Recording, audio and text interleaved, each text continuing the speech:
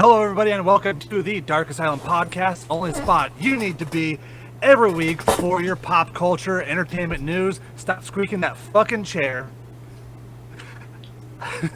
With some pro wrestling sprinkles on it.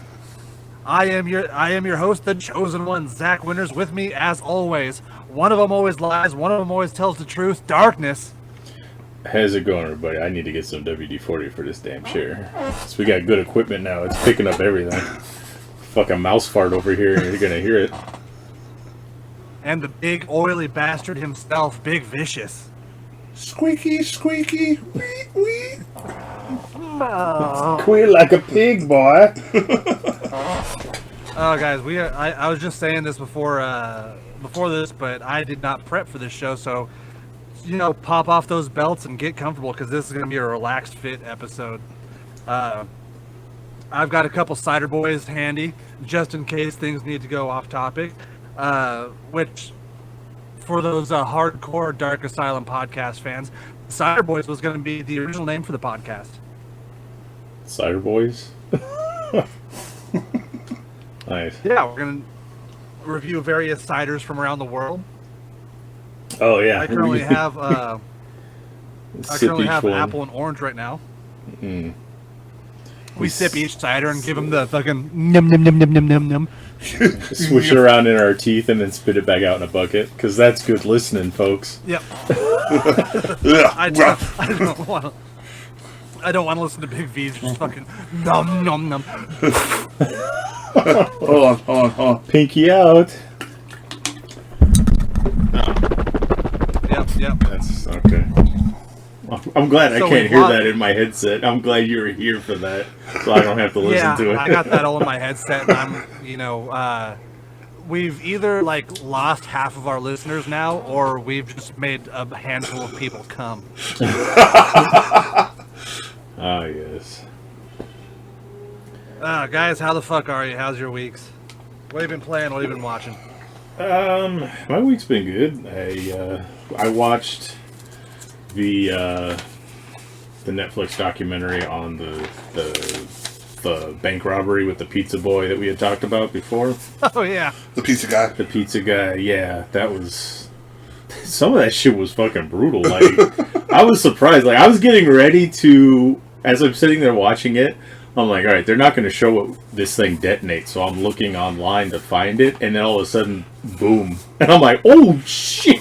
They just fucking showed it! So, I was surprised that they actually showed the detonation of the collar. Spoiler alert, the fucking thing blows up on him. If you guys don't remember the news or, anything like that. But the story of that woman is just... What a fucking nuts. Psychopath, So... Yeah, I watched that, and like I said last week, it wasn't funny, but it was kind of like how he's just standing there. He's like, he wasn't panicking or freaking out. He was just like, guys, can you get this off me, please? It's a bomb. Yeah, that was kind of a trippy thing about it. He was so laid back, and it sucks because his hands were cuffed behind his back. The thing was, he was made to believe it wasn't going to detonate. He was made to believe it wasn't real. Yeah, there were so many weird things about that.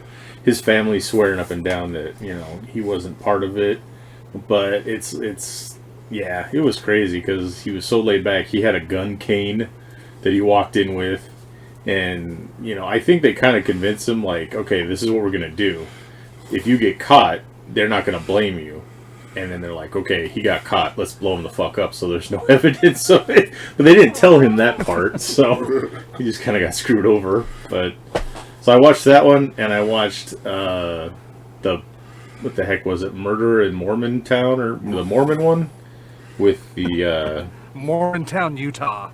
Well, it's funny because it happened in Salt Lake, but that one was actually pretty interesting, too, because the dude blew two people up and then tried to blow himself up.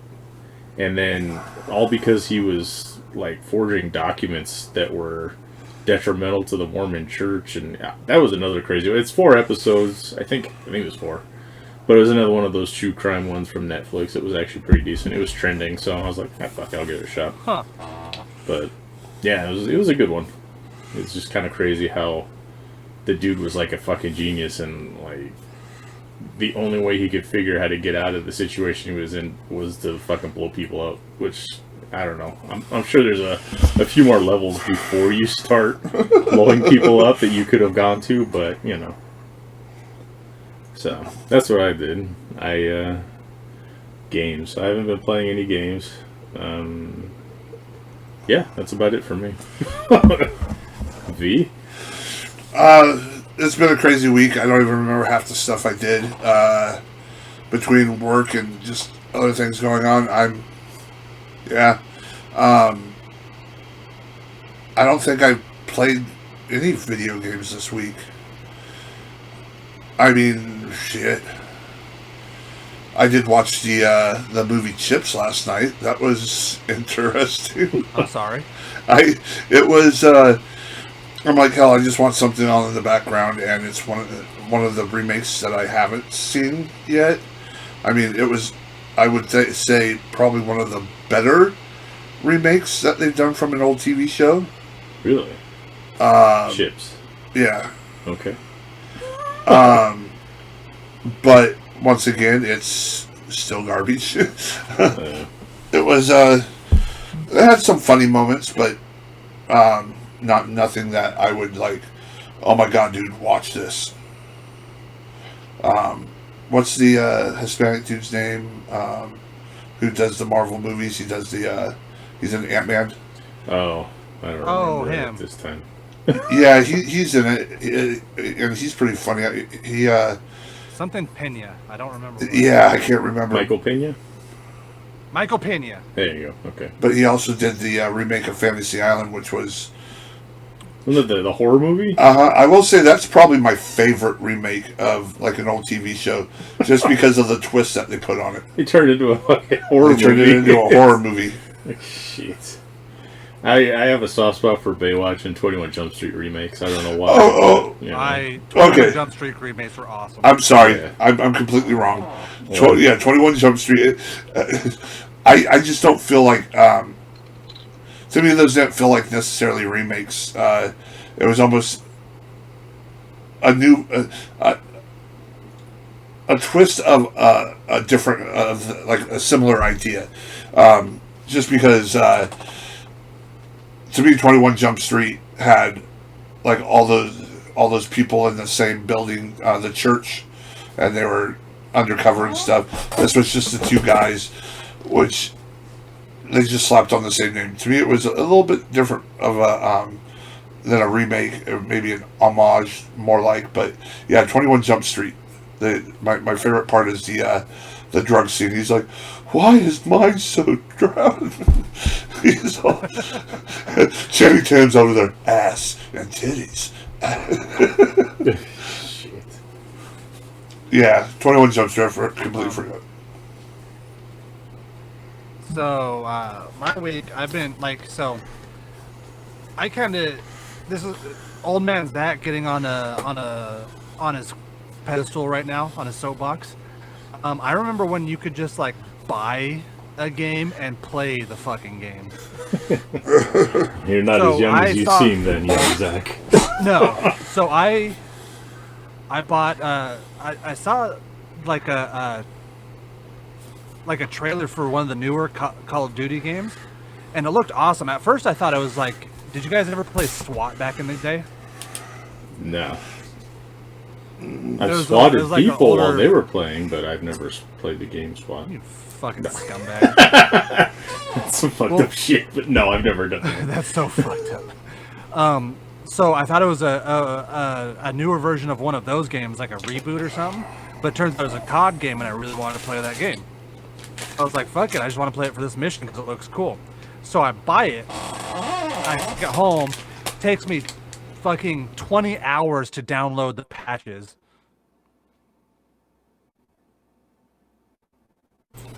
Yeah. Sorry, I got lost for a second. Yeah, brain fart.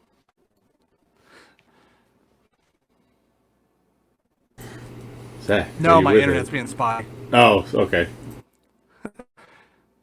Fuck, there it goes again. Okay, so It's All right. They had a free weekend for COD stuff, and I downloaded it, and it's like 100 fucking gigs. So it was 131 gig download, and then after that you had to download the game itself. Fuck. Internet issues or? Yeah, my internet's liking to fucking go in and out. But so it was 131 gigs off the disc to download Warzone, which I didn't want on my PS5, the game that I bought, and then Cold War for some fucking reason. So I'm like, all right, I'm not messing with the fucking. You have to download data packs now. So on top of the 20 hours of 131 gigs that I just downloaded, I have to get a data pack which has the single player campaign, some multiplayer stuff, and then some other bullshit I don't care about, which is another fucking 18 gigs. Jesus. Yeah, I play Warzone because I like Warzone. It's free, and I get on there with a bunch of friends, and we just go bullshit up. But they have this weekend game. I got so fucking frustrated. I just packed it up, turned right around, and took the game back and got my money back. Shit. So they do this thing now with Call of Duty where they have 3 games going at once. So they got Warzone, they got Cold War, and they got whatever the fuck the other one is, and they have crossover events now. So if you're playing Warzone, they'll give you a free weekend for one of the other ones, and you download 100 and something fucking gigs. So you can play that. You can play zombies, basically, is what it was, to earn little stickers and badges and shit like that. And so I tried it, and I'm like, fuck, I'm not going to be able to play this until the event's over and it's not free anymore. And a friend of mine that I play with, he's like, oh yeah, I'll download it. He accidentally ended up fucking buying it and didn't know it because he hit the wrong fucking thing. So they got his ass for like $40-$50, and then he had to wait, a day and a half to download 100 and something fucking gigs for a game. Jesus. Ridiculous. These discs mean nothing. There's nothing on the fucking discs anymore. It's all downloadable bullshit. So I feel your pain on that one, man. That fucking sucks. And also with what I did with my week, I continued my trend of falling down rabbit holes of old wrestlers. And who was the spotlight? The spotlight this week was Lord Alfred Hayes. Oh shit, that's. You see, I knew him as an announcer, but then I found out he was a wrestler. I was like, what the fuck? Exactly. Like he's up there, like, for people who just actually come here for, like, for fucking entertainment, news and opinions or some shit. First of all, I'm sorry. Second of all, Lord Alfred Hayes he was a wrestler in, like, what, the 70s or late 60s? Yeah, that's probably right around his era. And and by the time Vince McMahon took over WWF, he was an announcer, and he's kind of like one of those most beloved announcers, on par with like Gorilla Monsoon or Mean Gene Okerlund. Yeah, I remember tripping out the first time I saw Gorilla Monsoon wrestle too. I was like, "What the fuck is this?" I don't know why though, because he was fucking terrible. I am 95% sure he was drunk most. Like I watched a lot of his stuff from like the early WrestleManias, and like it's not like bad to where like it's not enjoyable to watch. It's kind of like it's fun to watch him, like he misses his cues and he doesn't know how to laugh on command. Yeah, some of that stuff, that older stuff's a little rough. Like I think it was WrestleMania where like King Kong Bundy was there, and Lord Alfred Hayes. Hi, I'm Lord Alfred Hayes. And then he's going to interview King Kong Bundy, and King Kong Bundy, big guy, bald, and he has a long blonde wig on for some reason. And all of a sudden, like, Hayes is supposed to laugh, but he can't laugh convincingly on command, so he just starts screaming. Ha ha ha ha ha! Maniacally. I'm sorry. Yeah, I'm sorry. I just saw the ghost of my dead mother. He sounds like every Canadian from South Park. Yes. Hey, Terrence, this is Lord Alfred Hayes. And I swear to God, there's one clip I saw. I'm pretty sure it's from the first WrestleMania. He's probably shit-faced because he keeps missing his cues and can't pronounce certain words. And then, like, I can't tell if it's like the super grainy old 1980s footage, like trying to get compressed on a 4K TV. It looks like he, like, kind of pissed himself. Not like full-on pissed himself, but like he was in a hurry to get back to and missed his cue for the camera, so he like peed and then didn't get all the shakes in, and then got that little spot on there. Shit. All right. And apparently he had a massive cock on him. Oh, Jesus. And would chase Roddy Piper around the fucking. Roddy, look at my cock.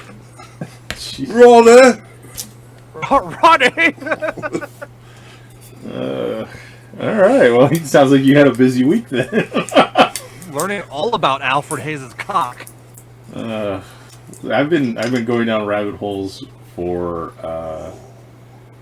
it's called Lost Media rabbit holes, and it's just all kinds of weird random shit that is supposedly lost and you can't find it anymore, and it's like old episodes of TV shows that got banned, or they got one airing and then they never aired them again for some reason, and certain people got them recorded. Ooh. Or stuff like that. Look for a show for me called Murder in Small Town X. I used to love that fucking show. Murder in Small Town X? Okay. So it was when, those, like Survivor. What the fuck are you doing? You're trying to be sneaky, but I can hear all of this. So V is sitting here literally with a fucking buffet of food and drink in front of me. And like, he's trying to tear open packages of shit, and I'm muting the microphone so it doesn't get through. And then he grabs like a fucking 2-liter bottle of Sprite and just... And he's mixing it with his fucking drink right now, and he's about to get shit-faced. And I can hear all of it. I know! I'm like, alright, sorry. So it might not even be my internet going out. It's just you muting me and I can't fucking hear you. I'm not muting you. I'm muting us so that the noise doesn't get through, but yeah. Anyway. Consummate professionals. We're professionals.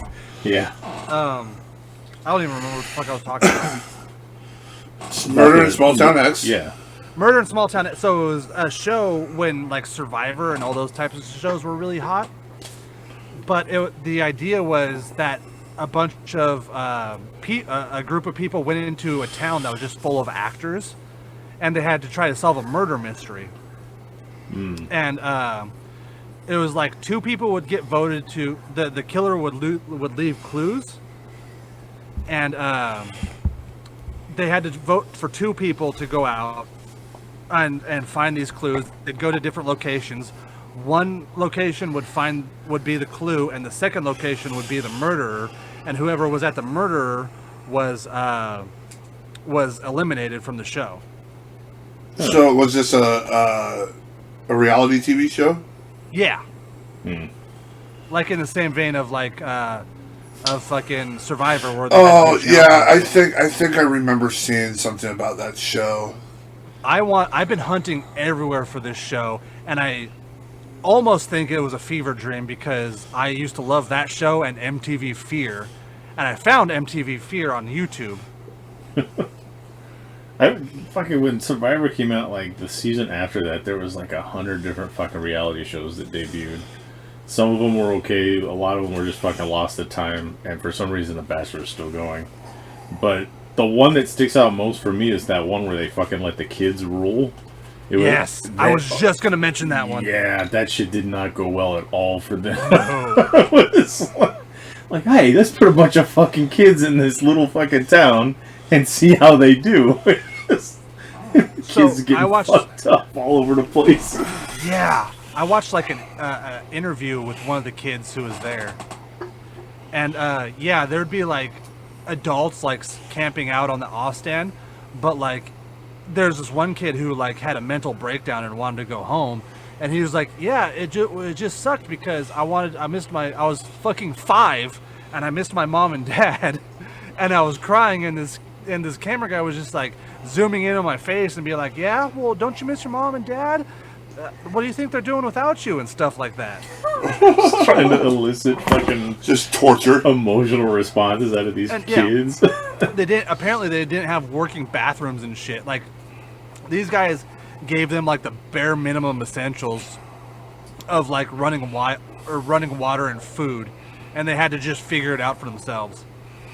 Jesus Christ. Yeah, I remember there was some shit for that show after a while. Like, it was one season, and I don't even think they aired every episode. No, I would be shocked if they didn't. Yeah. I sometimes get, like, hooked on, like, these reality shows. Like, there was that one that was on Spike TV, Joe Nobody or something like that, where everybody was actors except for the main character.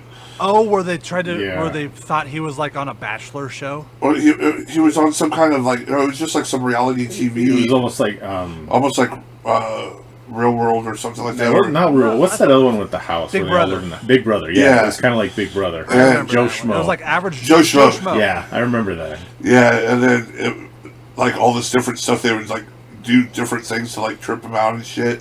Well, that one was funny because I remember watching it, and they had that woman first. And she figured it out, and then she's like, "What the fuck's going on?" And then the producers went like, "Hey, we want you to be part of the show since you figure out what the fuck's going on. We'll bring in this other guy." And then they start fucking with the other guy. But I remember like the first person they had in there got caught on real quick, and I was like, "Fuck this! What are you guys doing?"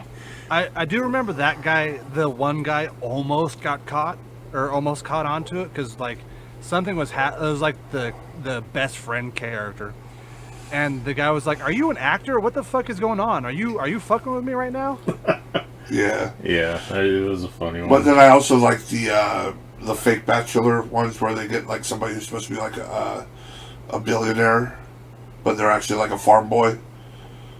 Oh, I don't remember any. Oh, I do remember that. Where like they're like, "Oh yeah, he's a multimillionaire who does all this, but like he fucking works at Starbucks and shit." And they're like, 9 times out of 10, you could watch this man's heart break on TV where, like, he picks his love of his life, and she's like, "Oh, you're not really a millionaire." He goes, "I first have something to tell you. I actually run a tractor on a farm. Blah blah blah blah blah blah. I only make $120,000 a year." They're like, "Oh, so." Whoa! Fucking whoa! 120,000 a year. That's 10 grand a month. I am fucking set at that point. You can kiss my ass if you think that's broke. I'm just throwing out fucking odd numbers. It's not even whatever. Was that what was Beauty and the Geek? Wasn't that that reality show where like the guy was just this fucking like scum of the earth kind of looking, but he was like in a software company making millions. So that like all these hot chicks are like, "Okay, yeah, I'll go with this." And then at the end, they like screwed him over. He wasn't rich. I remember one of those shows. There was caught a lot of crap for it, but yeah. But yeah, there was one episode. I only think it went a couple episodes or a couple seasons. One season was some like just some rich dude, and he was like some farm boy, and then the other one was he was like a prince or something. What? They convinced him he was a prince? No, he acted like a prince. He was a prince, and all these girls were trying to hook up with him. Trying to fuck, and he just spread through that group like a fucking cancer. Because like if you got all these women who think like you're some multimillionaire who are just throwing themselves at you, any one of us would. Oh, well, I mean, yeah, it's one of those things. It's like, yeah, we know what you're in for, and you know what you're in for, so here we go. I'm gonna get this nut with 12 women before you find out I'm a fucking scumbag. Yeah. Seriously. But, like, my wife, she is way into these reality shows. Like, every time I walk out and she's home watching TV, it's like, I think one of them is 90 Day Fiancé. I love that show, but I love the season with Big Ed in it. I have no fucking clue. Is such a piece of shit, and it's awesome. So she watches these and like she texts her sisters and stuff throughout the show when they're watching it, and yeah, she gets way into that stuff. I gotta talk to your wife because we gotta fucking just mention who Big Ed is, and she will fucking flip out. This guy. So you know the idea of 90 Day Fiance. Yeah, vaguely. I mean, this guy, Big Ed, is the. If you could look up white privilege in the dictionary, it'll be a picture of him fucking something up, though. It'll be the picture of him, but he's like blinking or burping right in the middle of it. Nice. But like he goes to Thailand and he has no respect for this poor woman's culture, and he's just like, hey, so can you shave your legs because it's not attractive to me? And like he's like, okay, I got you some surprises. It's some toothpaste and some mouthwash because your breath smells like shit. Jesus. Oh my god, it's so fucking funny. Like, and then so like it's even better off of that because he's kind of spun off into his own, like, he's trying to stay relevant so bad that he's on YouTube, and he's a disgusting person to look at, like physically repulsive to look at. And like he does these like stupid fucking challenges where he's like, I'm gonna fucking eat this whole plate of barbecue ribs and I only have one wet nap. Shit. But like he gets the fucking barbecue sauce on his forehead and shit, and he's just, oh, it's so fucking gross to watch. Wow. Because he is face fucking this plate of ribs. Jesus. I'm glad I didn't take my wife up on joining her for this show. He's like, no, you gotta watch. Like, I'll send you guys like a highlight of Big Ed because it's so fucking funny. Like this poor, I think she was either Filipino or Taiwanese, and she is like shitting on him the whole time. And he's like straight up, he's just like, hey, if you know, like I said, I'll shave my beard if you shave your legs. Okay, sure. Hey, can I have a kiss? Nah. And then she caves in, right? And she shaves her legs, and he's like rubbing her legs. He's like, hey, how about we kiss?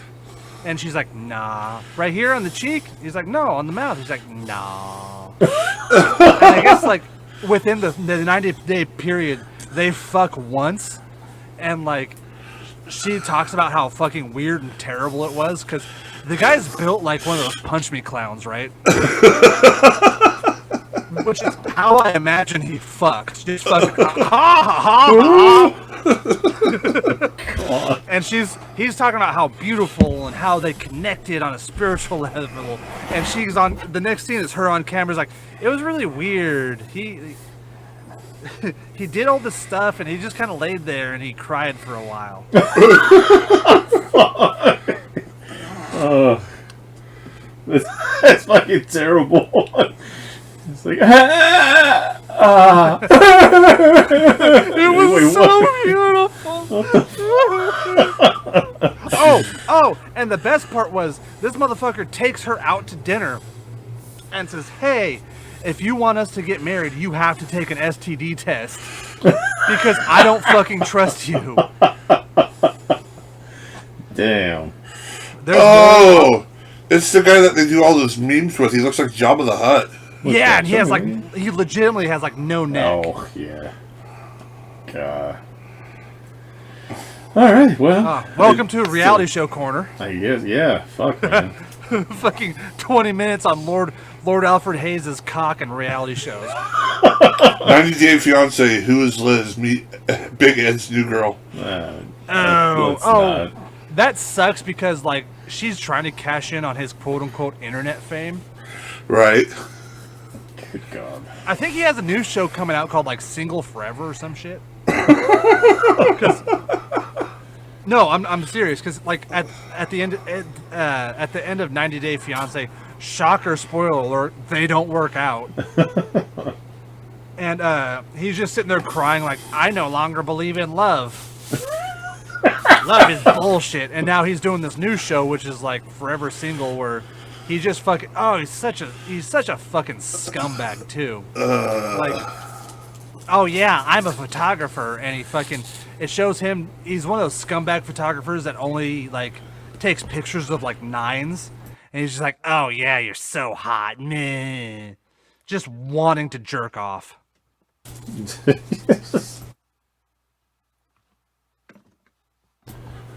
So, yeah, I mean, fuck. I'm just still stuck. I just saw Big Ed. I'm a little sorry. I haven't never Now seen imagine Big Ed. fucking that man. No, Jesus. That's just all right. Well, Big Ed. so yeah, let's move along, please. I don't want to fucking talk about this anymore. What else we got this week? Anything? I mean, we got lots of shit, but where do we want to start? We got lots of shit. Yeah. So, video games? Do we have any video games? So they're releasing a new Teenage Mutant Ninja Turtles game in the same vein of the old arcade. Oh yeah.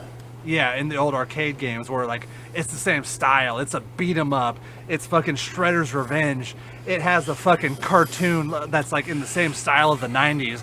And I am all over this game. I thought the Teenage Mutant Ninja Turtles the arcade game is probably one of my favorite games on the NES that I had. Turtles in Time.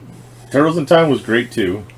But the arcade game was like, you know, the home port of that. I played that fucking forever, and they added 2 levels to the home version. I was like, holy shit, I need that. You know, I play that thing. So there was a code you put in, and you get like 10 lives, and you could just spend the fucking day starting at level 1 and going through the whole thing. It was fun as shit.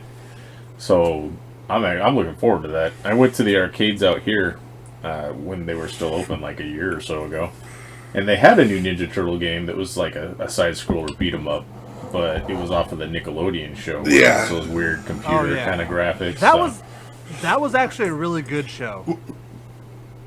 Yeah. Yeah. I don't know if you guys watched it, but I actually really enjoyed that one. I didn't watch that one. I watched TMNT, which was the animated movie, but that was about as far as I've gotten into it. My favorite joke in the Nickelodeon show was, like, it was in the first, like, early episodes, the first couple of them. Mm-hmm. When, like, they're trying to figure out who's going to be the leader. Yeah. And Leo walks over to Splinter and is just like, well, why did you make me if anybody could get it, why did you make me the leader? And Splinter goes, well, you're the one who asked for it. And, or asked about it. And Leo goes, so any one of us could have been the leader. And Splinter goes, yes. And there's a little bit of a pause, and Leo goes, even Mikey? And Splinter goes, ha! No. Jesus. But speaking of which, I mean, this is kind of a Ronin #2, issue 2 came out. So the last Ronin issue came out. I got my variants. I got all the cool shit for it. I am fucking all over this series. Speaking of Mikey, because, you know, we talked about it before. He says, man. He's coughing all over the fucking place. It's that fucking COVID striking. No shit. He goes to the fucking petri dish of a gym, and then he comes back up to my place and starts hacking all over. Petri dish of a gym. Yeah. And then he's like, he has a job of recycling people who aren't exactly the cleanest. Not exactly the highest of society go through there. Fucking Darkness is basically Bubble Boy. Sitting in his sterile environment. So I don't fucking leave the house. I asked V if he could take me to the auto store after the show to get my car a new battery because I don't start it enough and it's fucking dead. Because I don't go anywhere or do anything. I imagine, like, you walking outside is like the first time, like in Fallout 3 when you step out of the vault and the light's all blinding and you're like, oh god! Yeah. That's me. I forgot my environment suit! Yeah, shit. I'm freaking out and everything else. But, which is funny because out of the three of us, I think I've gone the furthest away from home since the show started. When I went to my sister's wedding in Denver. Oh, that's right. I forgot. I had to do the show from the bedroom her house. Like, I'm like, all right, I'll try to be as quiet as I can. It's like 2 or 3 hours ahead and everything. Where'd you go during Christmas time? Christmas, I went to Utah. I'll be as quiet as possible, and then 2 hours later, you're screaming about cocks and all this. Yeah, that's pretty much it. I was like, wow, that was pretty. You were pretty animated in there. I'm like, yeah, well, you know. It's that showbiz. We gotta be entertaining for the people. Yeah, damn it. That's how we get our viewership. You think I act like this all the time? Yes, but that's besides the point. Yeah, well, you know. But I'm the only one that's never missed a show. I'm just saying. Oh. Everyone else has got jobs. Oh. Well, yeah, like, if you missed a show, we'd be fucked because you have the password for the thing. Damn right. There is no show without me. No, there really isn't. So, so the new Ninja Turtles game, which is fucking awesome. And Yeah. I'm looking forward to that because, like you said, Turtles in Time, the arcade game, both favorites of mine. And even the Nickelodeon one wasn't bad, but I never got to play it at home, so. Hey, guys, we're old. Yeah, well, you know. What else you got? Anything? I haven't picked up on much. That's real, like, I don't know how much you guys have been following this story, but they're making a game called 6 Days in Fallujah. Oh, yeah. Oh, yeah. They're making it, or they're waiting to let it out? I think they're waiting to let it out, because at first they're like, oh, hey, this game that's based on real events where America committed actual war crimes. It's not about politics, it's about all this other stuff. And now they've kind of like done a total 180 on that, and we're like, we understand the events recreated in 6 Days in Fallujah are inseparable from politics. That time that America dropped white phosphorus on a bunch of civilians, yeah. Shit, well, wasn't that like last week? What the fuck? That's not anything new by any standard. Yeah, this was during a time when like that kind of thing was new. Now fucking America does that shit every day. Yeah. Yeah, it's like, hey, Syria, how you doing? Yeah, fuck. I wait in fear that another country's going to do the same shit that we do.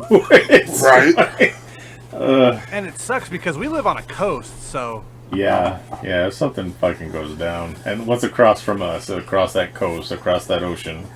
You go to Russia. It's like, they got China. They could fuck us up if they wanted to. Russia and fucking North Korea. Yeah, it's... I mean, North Korea can't do much but throw rocks at us, but still. But yeah, I mean, I just don't go fucking with other people that could fuck with you back. Especially when it's not going to be your ass that's going to take the brunt of it. That's what pisses me off.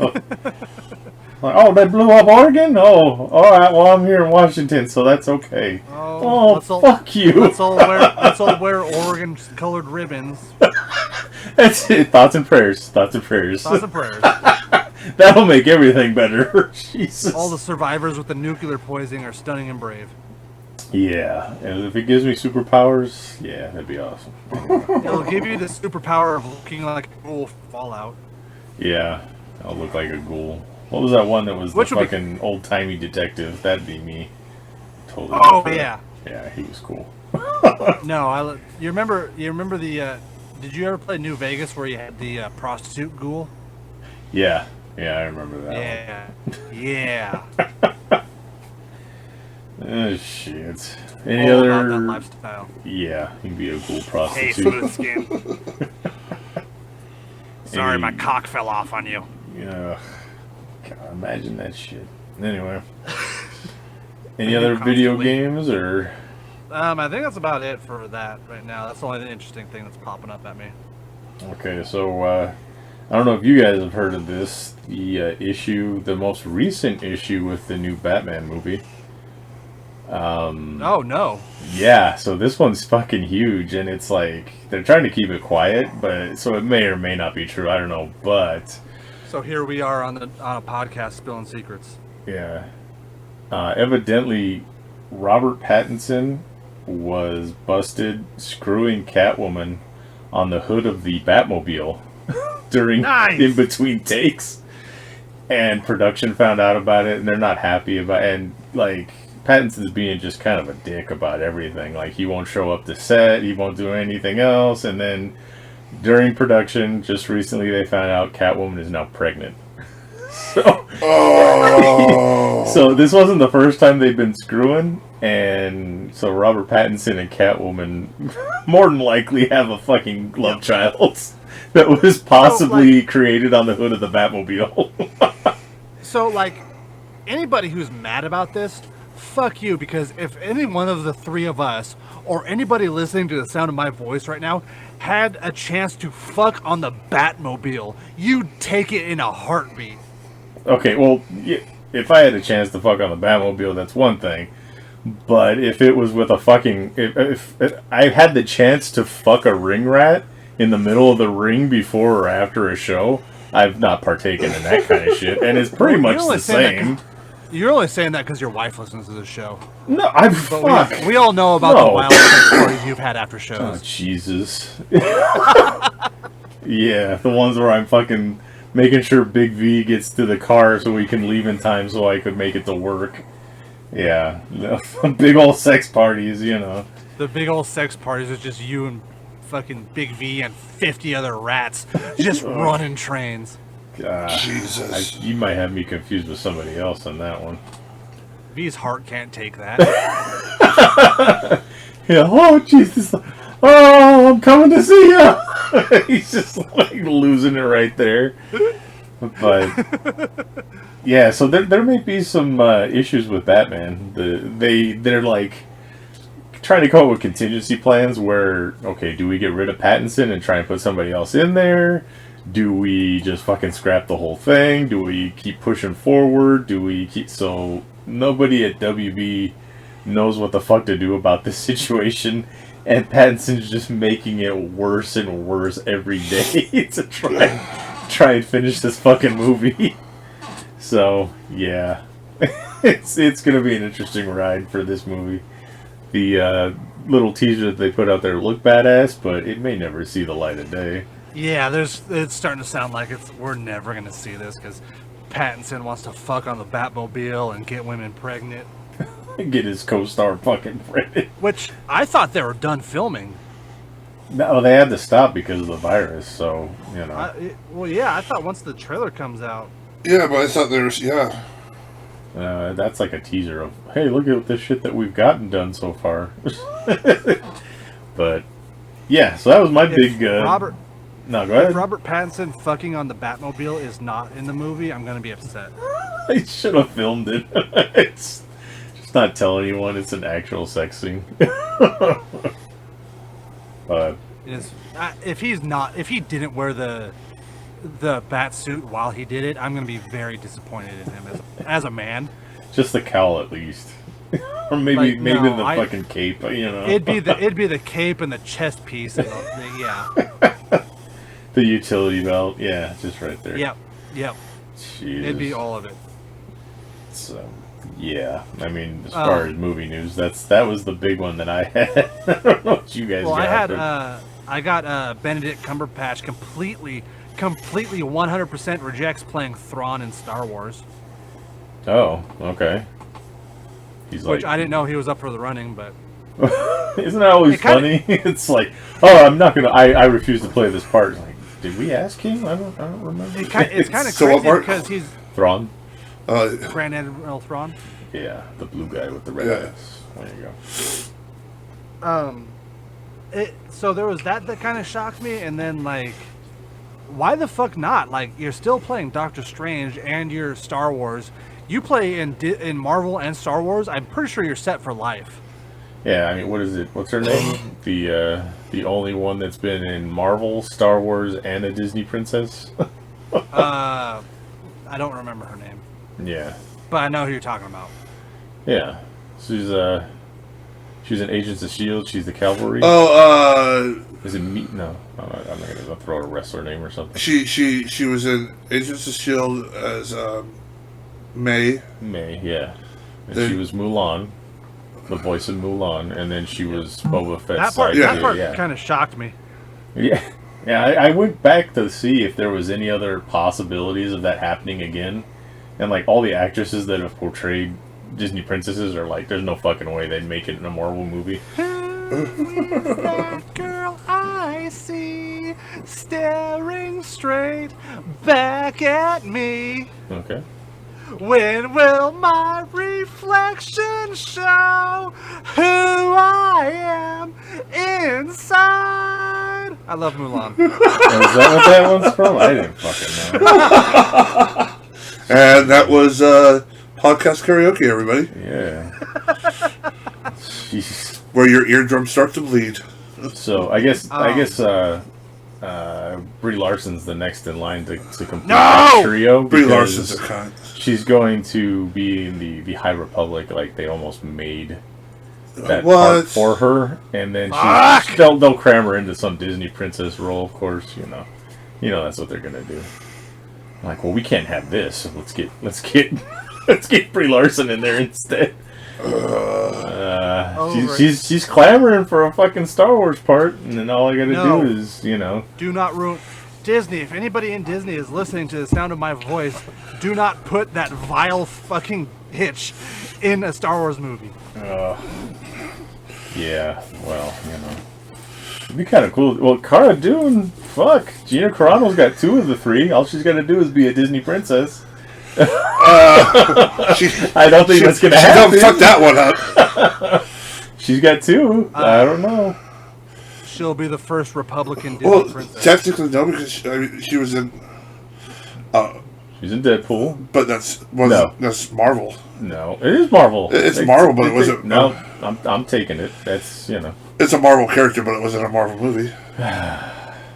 Okay, I'm still taking it. Unless you have the fact that now it is part of Marvel. Yeah, exactly. Kind of like, but people don't claim ECW as Is your speakers on, Zach? Your echo now from Zach. What the fuck? You were echoing earlier. He's gone. He got up and take a piss, and he just fucking. We're hearing the reverb right now. Hello. All right, I muted him. Fuck him. So. Yeah, I stopped earlier because I heard you. Yeah, I and don't know, heard you. Maybe it's his internet or something. He probably doesn't have a headset on. He's probably just listening through his. He's not responding, so he went up to go piss or something. It's like, they're talking about shit I don't care about, so I'm fucking gone. Right. He does that all the time. We can't actually hear him piss this time, though, so... Oh, wait, he's back. He's getting loud. I tried to send you a fucking message saying, hey, let's pause it, I gotta pee, and then you guys kept fucking talking. That's why there was gotta pee. I didn't see it until just now. Are you listening with a headset, or do you have your speaker going? I just put my headset down. Oh, it was coming through the headset. It's just, there's been a couple... you guys could hear yourselves? Yeah. There's been one point where I heard Darkness talking here and through the headset, and then there's... Just now I heard myself. I don't like hearing myself. Yeah. Anyway, so, yeah, Disney Princess... But it would be like, nobody claims ECW as the real ECW when WWE bought it. Well, that was totally different. Well, how is a Sony-made movie different than?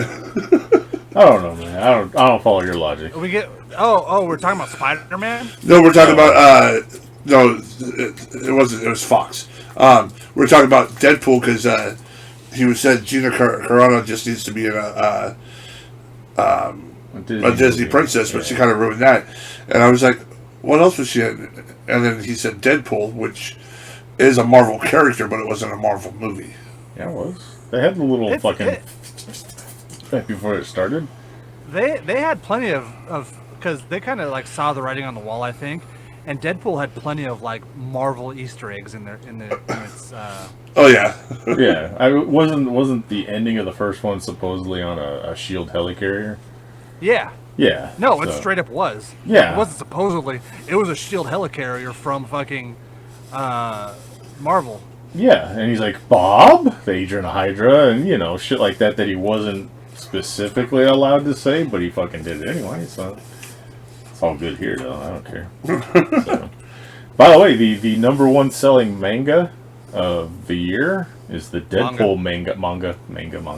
Sorry. Really? Yeah, the Deadpool manga is the number one selling comic or manga or issue that they have so far this year. I didn't know there was a Deadpool manga. Yeah, there is. I mean, you can't read it. You can look at the pictures, and unless you take, Japanese. No, you can't read it because you're uncultured. Okay. You can read Japanese? I can read a little bit, not much. Okay. I just like to talk shit. We know this. He knows enough to stick the fucking yen inside the fucking vending machine to get the panties he wants. That's about it. Shit. No. How long I it's not just microwave panties, it it's for? porn. Yeah. So, yeah, we got that. Any, fuck, what else? We talked about Spider-Man for a second. They named it, but we talked about that last week. So. How about Pepe Le Pew not making an appearance in Space Jam 2? I'm getting sick of this shit, but... Yeah, it's one of those things. Somebody has to bitch about something. Okay, so let's kick Pepe Le Pew off because he was a skunk trying to go after a cat. For one, they're animals, so I mean, if you're upset about... fucking animals rape each other all the time. Jesus. Fucking penguins actually set up prostitution things, and they fucking sneak up on a penguin, have them give all their stones, and then the fucking other penguin comes in and murders them. This is Big V's pro-rape page, by the way. I'm just saying, one, it's a fucking animal, two, it's a cartoon character. It wasn't... I don't know. Well, whereas I agree with you in a sense, I'm not all up with the animal rape thing that you're going with, but this fucking cartoon's 70 fucking years old. Jesus, guys, they're digging through history. We've known and we've made jokes about Pepe Le Pew being a rapist for years. Mm-hmm. Yeah, but it's like, who the fuck watches Pepe Le Pew anymore? Like, these kids today, they don't fucking know who it is. Well, they don't you really say Pepe, and they think of a fucking frog before they think of a goddamn skunk. And they don't really show Pepe Le Pew cartoons anymore anyways, and when they do, it's not the Pepe Le Pew cartoon style, it's just Pepe Le Pew as a character being all suave, and so the character's changed. But if you ever remember watching those cartoons, at the end of the fucking... It turns around where the cat ends up getting a white stripe across its back and fucking... some kind of smelly and chases after Pepe, and Pepe runs away. Yeah. Once he has the pussy, he has no idea what to do with it. He likes to chase. Yeah. And that's why I respect him. You gotta respect the Pepe. But it's just... I don't know. Like, really, do we fucking need more of this shit? Like, I watched, they got rid of the violence on the Looney Tunes shows, and then I watched one of the newer ones, and Bugs Bunny and Daffy Duck argued about how they were going to pay rent that month. So that's what fucking cartoons are this now? Yeah, this is what we're slowly headed towards. I mean, I don't get it. I really don't. But if you're fucking upset by a cartoon skunk from 70 years ago, chalk one up for the win for you guys. I don't fucking know. I have more important things to do with my time, I guess. I don't know. Yeah. I mean, I know we're in the middle of a pandemic and shit, but really? I don't know. Yeah, there's more important things out there. But yeah, I had Pepe on my list. I was like, no! It's just another one on the list. Wait, I mean... Pretty soon we're going to get something about. I don't know. Let's try and think of the next problematic thing that's going to get canceled from years past. Porky Pig shames people with mental disorders because he stutters. Well, stutter's not a mental disorder, is it? I mean, I don't know. Plus, he terrifies me because I'm pretty sure he qualifies as a monster. Wow. Donald for not wearing pants. What else could we stupid shit that we could come up with? People are going to get offended at Bugs Bunny because of his Jersey accent. Yeah. God, take your pick of some weird random shit. People are going to cancel Donald Duck because he's a rageaholic. Yeah. Can't play Kingdom Hearts anymore, kids. I'm trying to think of something so obscure from back, like the Three Stooges or something, because what the fuck is there else falls within these parameters that you could just fucking get rid of? Mo was the most abusive friend anyone could have. Yeah. The other two were trapped in a relationship with him because they felt like they had nowhere else to go. Because Mo was just constantly like, "You're stupid, you're dumb, you're never gonna do anything better than me. I'm gonna poke you in the eye now." God, where does that dynamic sound familiar from? Jesus. Yeah, it's sad. If we were the Three Stooges, who would be who? Well, I'm the bald one, so I'm maybe Curly, and then you would be Larry V. I don't know, because Zach's Mo all day long. Fuck that. There's no even question about that. The abusive fuck. That's cool because I'm the only one who lives to be an old man. Well, you know, who's Shemp? Fucking, I think, fucking V Shemp. Jesus. Well, what's Pa? Pa's gonna be fucking Larry then? Pause Larry. Remember that week when local wrestler Just Exciting was in our group? No. He's the other fat guy who like was Larry's cousin or something. Or Curly Curly's Joe. cousin. Curly Joe. That was it. There you go. So you got Shemp, you got Curly Joe, you got What about Meat? Meat. What about Meat? Well, he'd probably be Shemp, or I don't know. No, he's not Shemp. Yeah. I don't know. Anyway. Yeah, that algorithm sounds very familiar to me. So, yeah, then Pepe Le Pew's gone, and just wait for the next thing to be problematic and disappear. So Mostly now because you guys can't do better than me. Well, you know, it's like an old shoe. It's not that we can't do better, it's just that we're comfortable with it, and we're like, it fits. So, Dr. Seuss is completely gone now. They just canceled Dr. Seuss as an entity, I guess. I thought it was just this couple books. Well, those books are banned. I think people blew that entirely out of Yeah, they're like those 6 books got banned by the Dr. Seuss estate, and then everyone else is like jumping on and saying, "All right, no more Dr. Seuss books," because the prices for them went apeshit on eBay. Yeah, so exactly. so that was the big thing. Because like unlike Pepe Le Pew, Dr. Seuss, I kind of get it. Because, yeah, it was a different time, but, like, there's a couple worth, like, here's a couple African people with, like, bones in their nose and rice skirts and shit like that. And, like, yeah, probably shouldn't sell that in this day and age. Yeah, I mean, the stories are one thing. Maybe replace the artwork if somebody finds it, you know. Like, and they're like, oh, cancel Cat in the Hat. Nobody was canceling fucking Cat in the Hat. Well, he was in one of the books that it was they like, canceled. but it was like still 6 like obscure books that nobody fucking read anyway. People just hop on any bandwagon. If it's, hell, what? People are trying to cancel Eminem. They're trying to cancel fucking Dr. good luck. Seuss. They've been trying to do that shit for fucking years. He canceled himself. I can't remember the last fucking thing he's put out. Oh no! I hope the fucking multi-millionaire is gonna be fine with his own record label. And the last thing he came out with was that diss track where he completely obliterated Machine Gun Kelly. Okay. Yeah, he did his Donald Trump rap, and then he did the Machine Gun Kelly thing. And then he's been putting out little things about this cancel Eminem, basically like, okay, try it. Yeah. It's people just hell, all Darkness needs to do is get online and start talking negative about something. He'll get a few people to hop on it, it'll blow up. Yeah, we could do that. I mean, give me a subject. We'll go crazy with it. Right. Yeah. I don't even think Zach's with us right now. Sorry, No. no. Fucking guy. My daughter came back from her friend's house and was letting me know she's back. Oh, that's good. Yeah.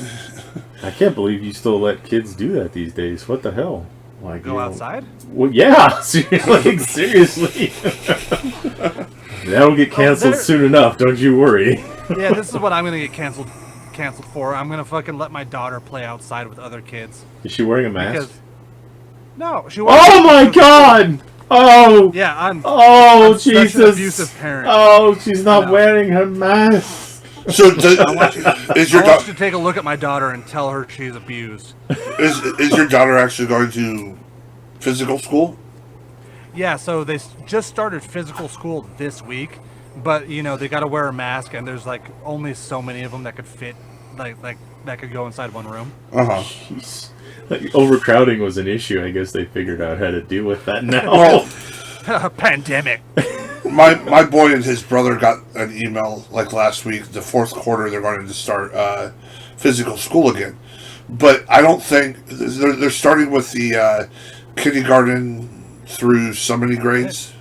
I didn't know little Zach had a brother. My boy has two brothers. I didn't know this. Yeah, you did. I probably did. Sarah has three kids. Jesus. I didn't know that. So you've had sex 3 times? No, only one of them is mine. Oh, so at least once then. Maybe. The jury's still out. You can't even deny it because you see that kid, and it's I think I might have just been salivating and it dripped and like fell in. I don't know. She dried off with the wrong towel. Yeah. God. It's like a terrible. I don't know why you're always ashamed to bring new girlfriends around me. Yeah. It's so with the thing with kids, because I got none, but that I know of. Your wife won't let you have sex with her. Well, okay, yeah, we'll go with that. No. I gotta bring this up. What? So last week after the podcast, we're standing there in the kitchen, and I can't remember what the bantering was, but Tark just looks over at me and goes, "Hell, maybe Zach is right." I don't remember what the fuck brought that up. I don't know. I don't remember, but you were just like, "Hell, maybe Zach is right." Anyway, so yeah, not having kids of my own. What's the deal with them going back to school a year after the pandemic thing, lockdown and all that? Are they held back a grade? Like every kid's just held back a year, or what? No, they've been going to like online schools, like doing Zoom meetings and still having class. Like the teachers are having class at their homes. Where, Yeah. Like I don't know about like isn't little Zach in like He's in a middle freshman. school? Fuck, is he? Yeah. God. Yeah. Holy fuck, we're old. And if you look at him, next time you see him, you won't be calling him Little Zach. Yes, I will. He might hold you up by your fucking waist. No, he's always gonna be a little Zach to me. I remember that. I remember him when he was a fucking like, just like a child. He fit inside my hoodie pocket. Exactly, and he was like, fuck. I remember seeing pictures of him doing the flag salute for the BCW shows. He's like little fucking dude, and then I see him like now. I'm like, okay, how long ago was this picture? But that's crazy. So they're doing school through digital. They're doing Zoom meetings for school, and now they're slowly starting to roll out physical classroom shit. Yeah, pretty much. Because it's fucking hard. I need these kids out of my goddamn house. Well, you just need your babysitters back. Did you hear that one? Those fucking teachers. They were on a Zoom call and they thought that they were private, and they start talking shit on all the parents, and they're like, awesome. This is a public meeting," and they all kind of look at each other like, "Oh shit." Then they all resigned. It's like, of course. Yeah.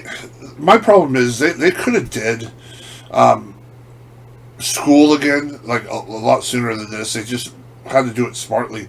Most schools nowadays are you have your odd day, even days, or your odd and evens, or your A days and B days. So it could have been 1 week you did your A days at home and your B days in school, and then you switch that around so that the people who are doing the opposite would be able to roll in the same way. It would have been better than nothing, because you got people who physically can't do some of their classes at home. They need materials and equipment to do this, and they're being forced to try to deal with what they got. Like my son's older brother, he's in architecture or something like that, and like half the shit that he needs, like parents aren't rich; they can't go buy a fucking $250,000 AutoCAD program and shit like machine that. for him to like fucking 3D build a miniature city. I'm gonna fail ceramics because I got no clay. I'm gonna fail ceramics because I don't have a fucking kiln. Holy shit! Right, and then like my kid, he has PE. Like, here's a fucking pedometer. Go, come back Yeah, when the it's numbers weird. like this. Like, PE now is basically like my daughter does like yoga in her room when like with the PE teacher like walking them through like all the positions they have to do. Shit. I remember fucking PE being dodgeball when I was a kid, and I loved that shit. running the mile. yeah. I hated the mile. Running the mile. Yeah. Fuck that. You can't do that now though. Yeah, I can. Not you. Oh. So when I was in middle school, I went to Floyd Light, and the track was right next to this hill that led up into this woody area.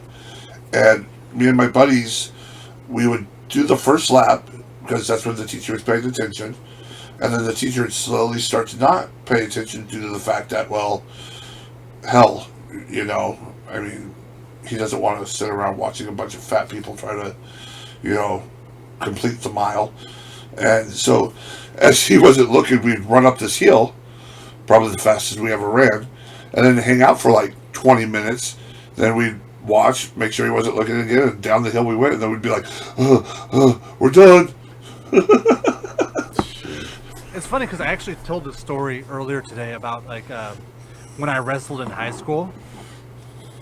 So we'd have to jog, like it was a good like 4 or 5 mile jog between the high school and where we had to where we did wrestling practice at.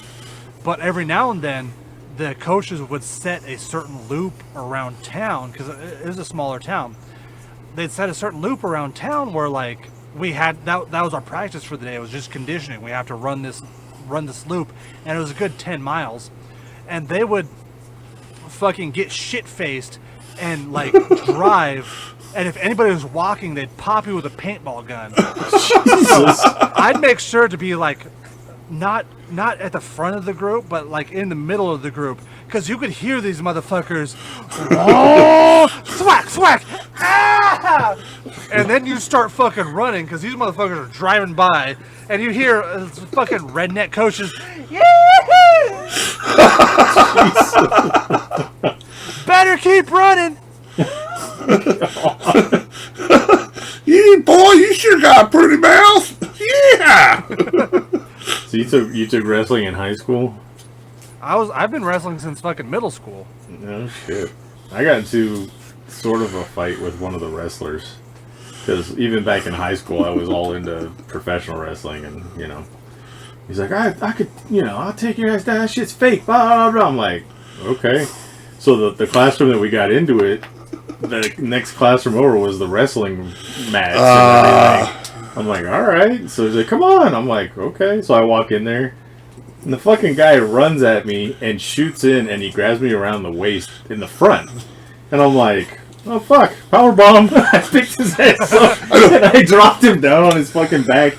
And that's an illegal move. I'm like, fuck you. What the fuck are we doing? You said wrestle.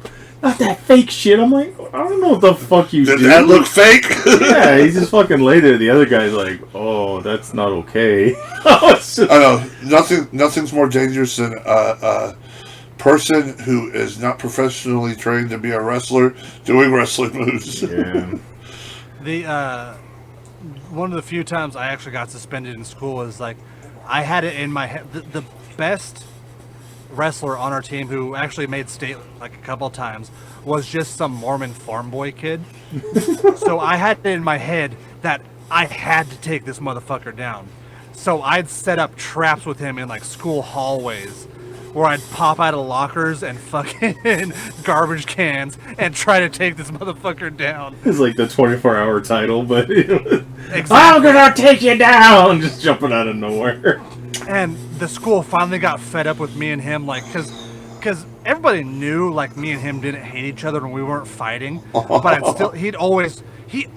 this motherfucker, he was farm strong, and he was, like, made out of steel or some shit.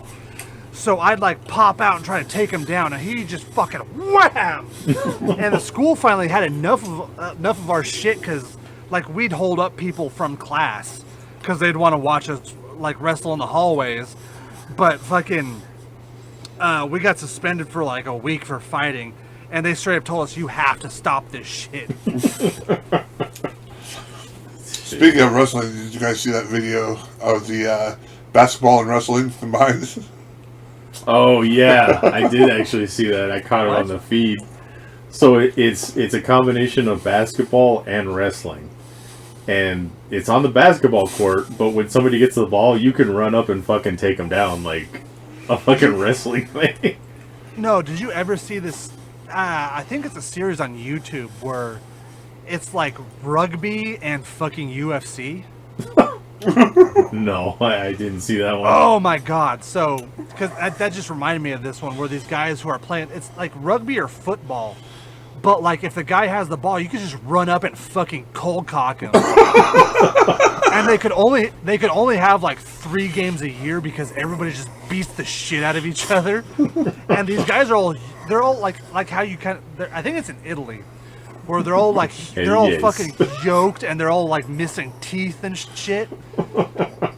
Yeah, I train all fucking year because I want to be the champion this year.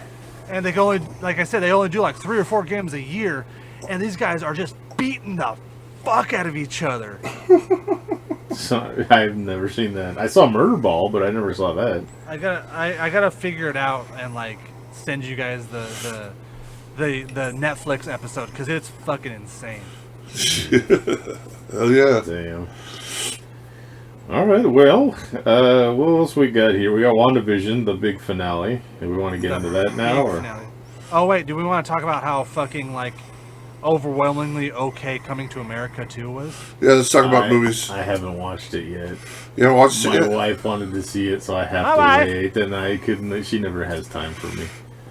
I'm a poor abused child. She's got her 90-day fiance. I mean, without giving anything away, it was a Coming to America movie. It was Eddie Murphy.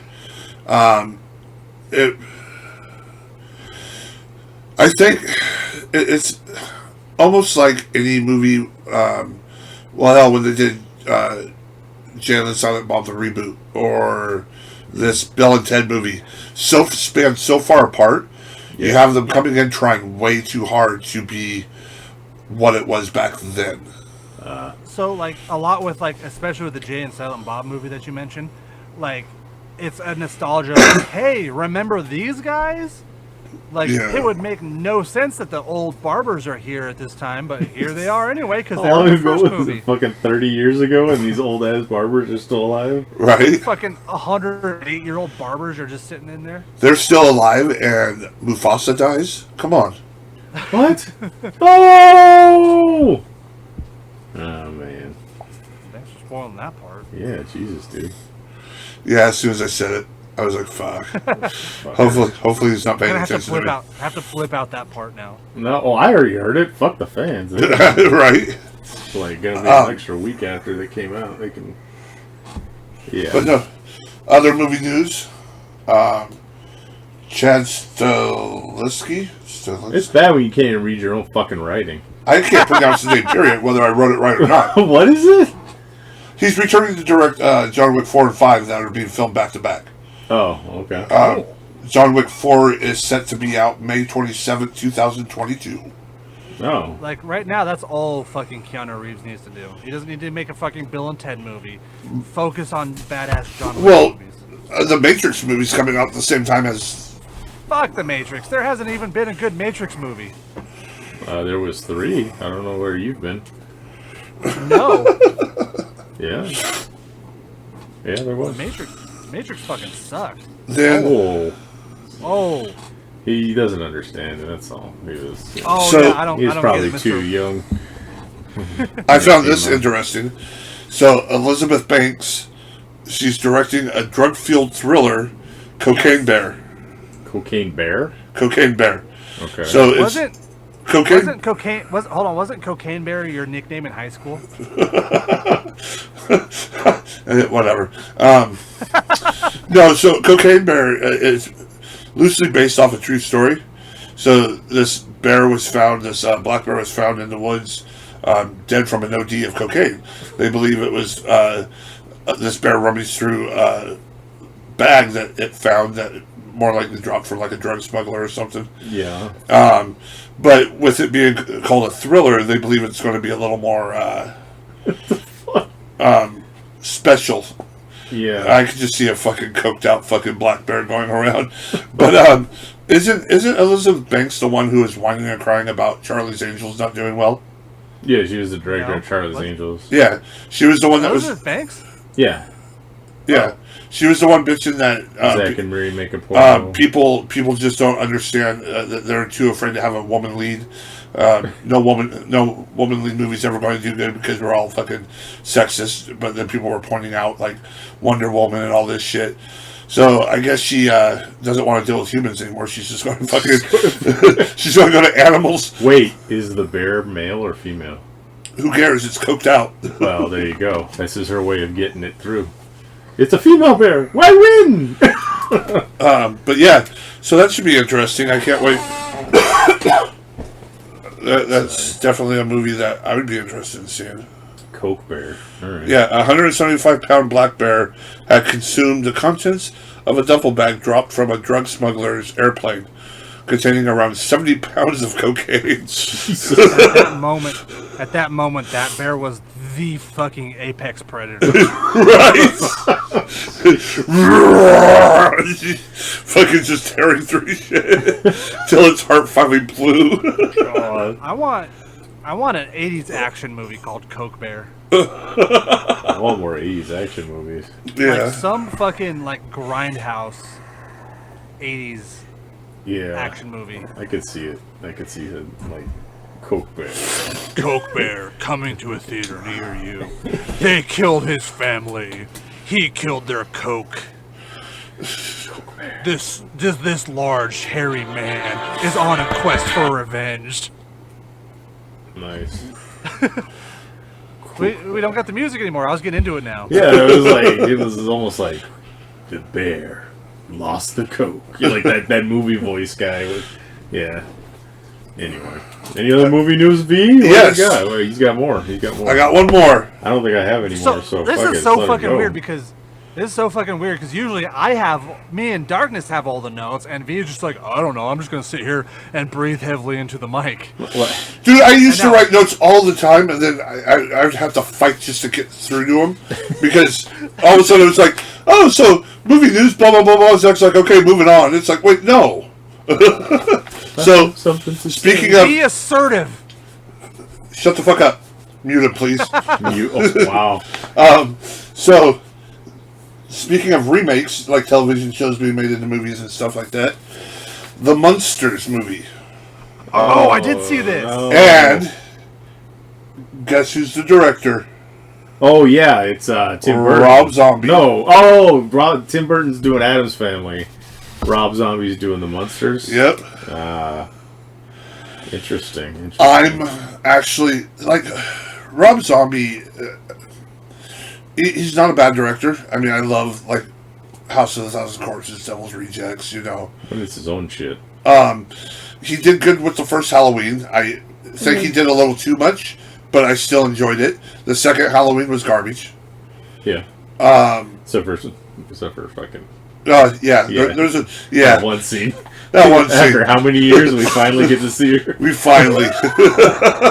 Her name something Harris. Daniel Harris. Daniel Harris. Oh yeah. Yeah. See, that's one of those things. Like I grew up. She was the same age, right around the same age as us. So I mean, we're not gonna see it in fucking Halloween 3 and 4. I mean 4 and 5. That's fucking disturbing. But like, she was cute to us when we were kids, and then you see her grow up, and you're like, oh yeah, there we go. Well, it was now just you're like Scream Queen. It was just like that chick. I can't think of her name right now. She played Sam in Who's the Boss? Alyssa Milano. Yeah, Alyssa Milano. Embrace of the Vampire. Yeah. Embrace of the Vampire. The movie she'll pay to get people to forget about. Right, but you'll watch her growing up. Then you're like, damn, she's hot. Da, da, da. We were growing up at the same age. Yeah. Then But now when you talk about, like I had a crush on her back then, people were like, oh, she was only 12. Well, so was I. So was I. Yeah, I have that problem with Christina Ricci. Yeah. Because I'm like... Christina Ricci. Yeah, like at Wednesday and Casper and all that shit. I'm just... Nah, but we're the same age. So it does something to you mentally where you're almost brought back to the same age while you're looking. Like, I mean, she's like an attractive kid. When you were a kid looking at her, it's one thing. Now you see her grow up and you're like, fuck, they should redo the Addams Family and make her Morticia, man. That would be fucking awesome. Kind of sounds like pedophilia with extra steps. See, that's what I'm saying. I always worry about shit like that, you know? Like, but back to this. Then, but, back to this. I can see Rob Zombie doing good with the monsters. Yeah. I mean... Yeah, I want to see the part where Eddie Munster fucking brutally rapes some lady. Where they're in the fucking Munster house, and here comes the... what's the dad's name? Herman. They have Herman Munster being wheeled out, and he looks like fucking... the uncle from Breaking Bad, where he just has the wheelchair and the belt. But he's just like covered in piss and shit, and he's just fucking watching Eddie just murder people. Well, oh so, yeah, we can't we can't forget the grandpa vampire who eats cereal from a dog bowl. Yeah, too bad Sig Haig died, because he would have been perfect as fucking grandpa. He would have been awesome. And now I'm sad again. And then you get Sherry Zombie as fucking Lily, or even, the ugly niece. Yeah. And then you get... No, Sherry's got to be Lily. Yeah, I mean, that's probably what we're looking at here. And then Chop Top as fucking Herman, throw some platform shoes on him and he's fucking there. Yeah. What's his name? God damn, I can't remember his name right now. I've met him. Remember. Yeah, the guy that played... what's his name? I think if Tiny was still alive, he'd be a good Herman. God, that would be creepy as fuck to see Tiny dressed up as Herman Munster. It's a Rob Zombie film. It's gonna be weird and creepy. It's gonna be fucking insane. I'm excited. Yeah, that's kind of cool. But and on another one, I mean, they had the Addams Family that's supposedly supposed to be coming up again too. Yeah, but they got Emma Stone playing fucking Morticia, and I don't think I like that. I heard Tim Burton, and I heard they're hoping if he clears his name or whatever, Johnny Depp is Gomez. Yeah, I think he's already cleared. Yeah, I mean, they canceled him, but Amber Heard was actually the crazy ass one in that. And then she just got fired. Yeah, well, that's still not confirmed. And then they're going I'm pretty sure that's all done. Yeah, they're going through trial now. Yeah, they had the trial in Europe, and now they're having the trial here. And what the fuck ever, I'm pretty sure she's straight up fired, and actress who played Daenerys Targaryen, Game of Thrones reference, got one in. Yeah. She's playing her character. Mara. So, hopefully, like I said, Johnny Depp clears his name. He already lost out on Harry Potter, whatever the fuck they're doing, the offshoot. And he lost out on Pirates, but, I mean... I think he's coming back for Pirates, though. Oh, is he? That would be great, too, because, like... you can't... You can't have that movie without Johnny Depp. Yeah, they had that movie without Johnny Depp, and it was called Cutthroat Island, and it fucking failed, so... With, Gina Davis. That was, like, the last pirate movie before Pirates of the Caribbean. Gina Davis, the actress missing her index... Her index finger's gone? Yeah, she's missing a finger. Huh. Okay. Uh-oh. He's getting yelled at. Let's listen. Is Brittany yelling at you? No. Still recording. He slams the door.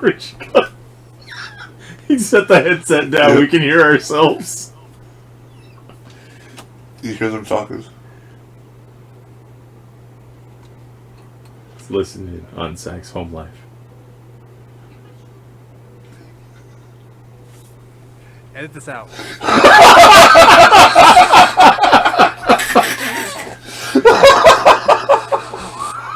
That's the name of the episode. Hey, Zach, go get my shoes. Give me my shoes. I always make fun of Darkness for being the pussy whipped one, but really me. He's fucking projecting right there. The episode's called "Get Me My Shoes."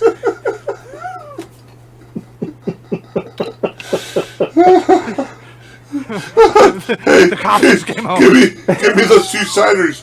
No, but you can give me those shoes. Oh my god, that was perfect. I didn't know how sensitive this mic was. Jesus. No shit. You get up to go take a piss in the next room and we can fucking hear it. Oh Jesus! The toilet's like 6 feet away from where I record, so that's what shocked me. God. So, but yeah, Johnny Depp coming in. I think that would be like the perfect redeeming thing for him is to do another Tim Burton movie because, whether they're good or bad, they always go over pretty well. So. Doesn't Tim Burton want him to cuck his wife though? He's not married anymore. I don't know why you keep saying that. Oh, not to Helena Carter? Yeah, they're separated. They've been separated. Oh, are they? Yeah. I didn't know that. Pretty sure. Because there's that long, weird period where, like... They lived in separate houses and shit, and that was a weird relationship, but, I mean, it's Tim Burton, so... And he wanted her to fuck Johnny Depp so bad. Okay. Where do you come up with this shit? Because every fucking movie he did with those two in it, they had some sort of romantic entanglement. I don't think they had anything in Dark Shadows. The hardcore sex scene got edited out. Oh, okay. Let's see. Yeah, I don't think that was weird though, because they lived in like separate houses, but they were like adjoining houses. It was kind of a trip. She had everything set up the way she wanted, and he had everything set up the way he wanted. And then there was like a hallway that they built between the houses or something. That was a weird relationship to start with. So breaking news: weird rich guy does something weird. With a lot of money. Yeah. After 13 years together, Tim Burton and Helen Bonham Carter have split. The pair, who never married. Yeah, they were never married. First met when Burton 56 directed Carter 48 in 2001's Planet of the Apes. Yeah, there was a sex scene in that movie though with the ape and Mark Wahlberg. Yeah, so that was weird. They cut that out though. I mean, it was even worse than what they were allowed to get away with. Helena Bonham Carter didn't remove the ape makeup. Yeah. And Mark Wahlberg just shot almost instantly. Yeah. Fucking murder. No. Anyway. No. Just keep the makeup on. Keep making the monkey noises. I went back because I had never watched the originals. I started watching all the original Planet of the Apes movies. It's just like, what the fuck is going on?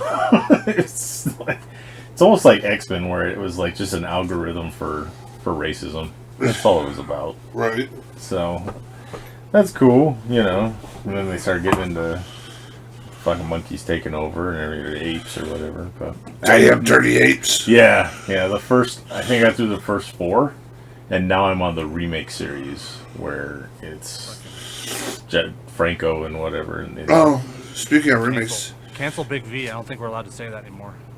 What? The damn dirty apes. Oh, what the fuck? Well, now I'm canceled. Yeah, you're the one that's Jesus, man. Speaking of up into the remakes, my kid watched the first 2 Star Trek movies. The original? No, the remake movie. Yeah. Okay. The doesn't count. Fucking J.J. Abrams. J.J. Abrams did the first one. Calls everybody a cunt. No, I like the movies. I thought they were good.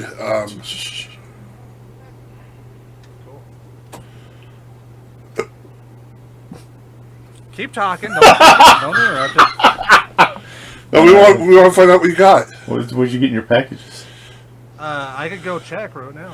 Well, Brittany's already checking, so.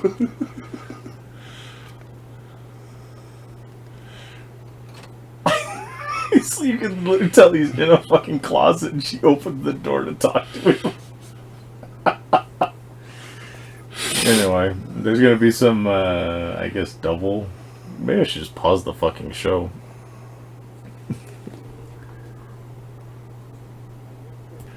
Alright, we're recording again. We had to take a pause. You guys were like, hey, I want to know what's in here, so let's find out. What's our new segment? What's in Zach's package?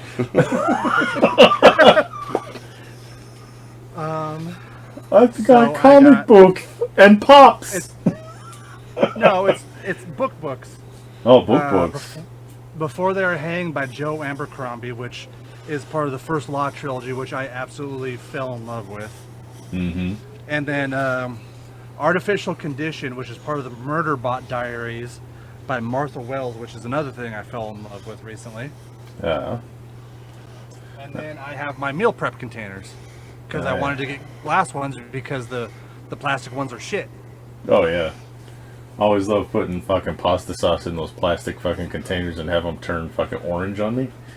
It's good stuff. Well, I can't eat pasta anymore. I'm trying to trim down. Yeah, me too.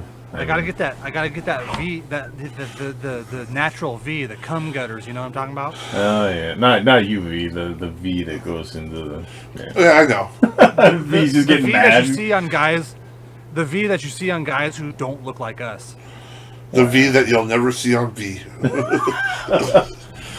So Not I with just that attitude. finished the second Reckoner's book, which is actually really good. If you ever decide to get into that series, it's actually sitting on your shelf, like you said.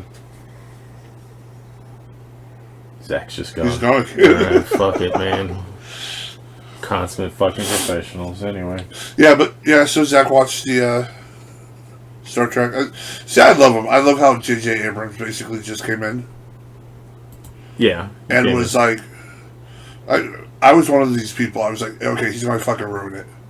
You can't do an origin story and not know anything about what you're doing. You're going to ruin it. Yeah. Well, he did ruin it purposely. He just came in and said, "Bam! I fucked it all up." Yeah, he did an alternate timeline, but he did an awesome job. Yeah. I love that whole. You got Spock and Kirk's relationship starting off very, very rocky. Yeah. And my kid actually enjoyed him too. Surprisingly, so did his mom. His mom liked the second one a lot. Into Darkness. Yeah, which a lot of people trashed on it. Because it wasn't really like the con that they're used to. I was gonna say, isn't that the one where everybody was pissed off that Khan wasn't really Khan? We've had 2 fucking Ricardo Montalban mentions in this episode. Yeah. Fantasy Island and Khan. So we had Fantasy Island and we had fucking... We gotta come up with something else. The Planet of the Apes movies that I watched. He was the one that was the circus owner that took... the fuck was it? Cornelius? Was it Cornelius? No, that was the kid's name. Whatever. So we have... Caesar. We got a trifecta of Ricardo Montalban, baby. Oh, yeah. Kaiser. Yeah. But no, I was fine with it. See, Star Trek II, The Wrath of Khan is my favorite Star Trek movie. It's I love it. It's... And Zach's tuning out because he doesn't like Star Trek. I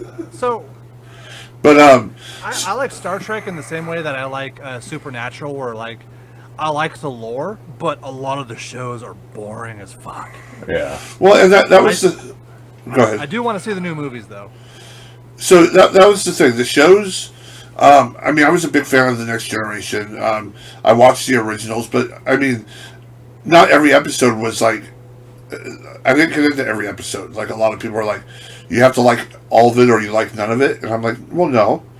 There's just some stuff that was just really drag and very, boring.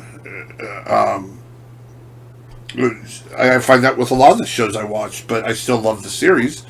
But these movies, it was J.J. Abrams coming in and just completely turning the whole table and fucking it all up and giving us a whole new reimagining of it. Yeah. Yeah. He could go on. They could go on because he did the first one just like he did with Star Wars and then moved on. Yeah.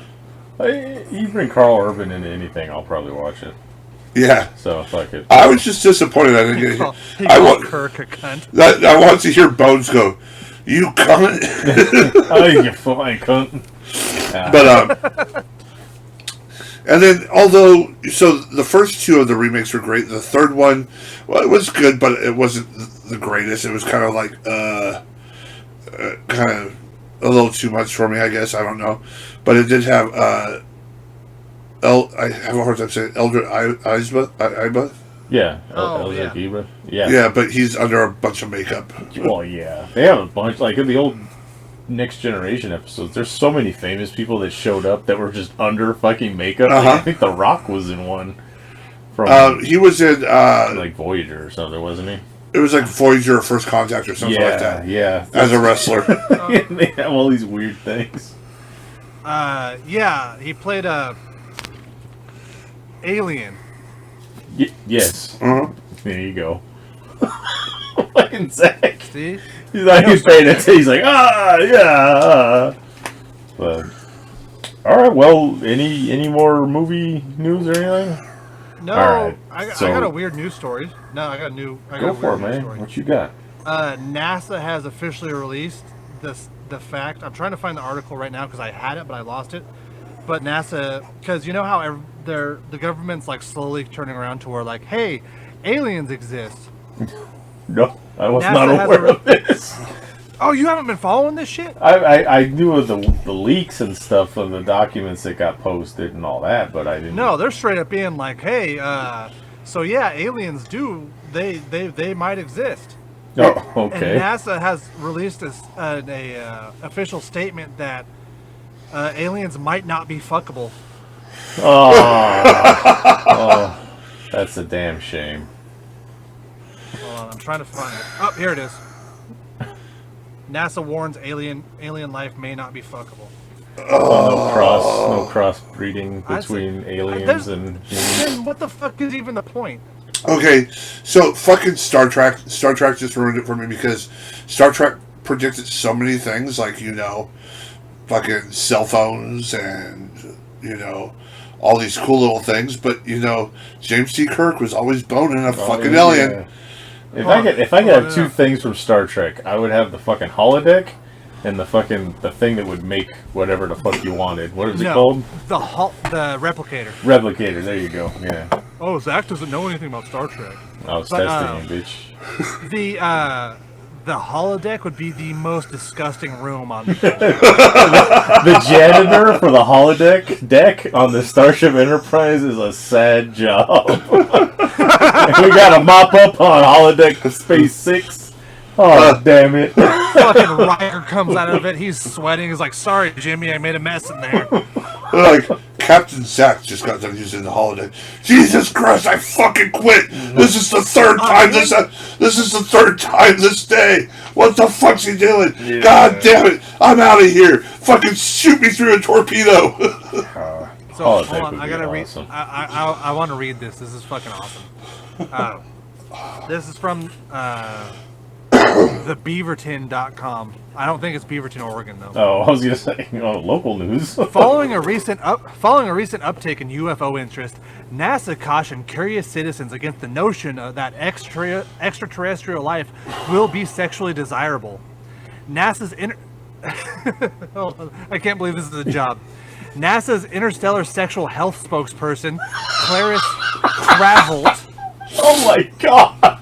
How the fuck do you get that Is job? this I a want fucking that. Onion article, or is this shit legit? NASA's interstellar sexual health spokesperson, Clarice Cravolt, decried the golden space age of sci-fi in the 60s and 70s for creating unrealistic templates for attractive aliens. Clarice explained, and I quote, "Horny writers who are paid by the word to appeal to teenagers set a standard that lingers to this day. Do not expect aliens to be ageless, nymphic figures that are fascinated by our naive ways, or statuesque stoic warriors who somehow find nebbish heroes charming." Good god. This That's a Okay, fucking so- job. What was his job title? Hold on, I gotta find him again because I was kind of reading that. NASA's interstellar, I can't say that word, interstellar sexual health spokesperson. Wow. I imagine that's a very small cubicle at NASA. It's just, like he probably doesn't even have his own desk. He's got to share it with somebody else. It's Milton from fucking Office Space. Yeah. Just some guy who's like, I want to talk about sex with aliens. Yeah, okay, Milton, you go do it down in the basement. It's fine. Hold on. They continue.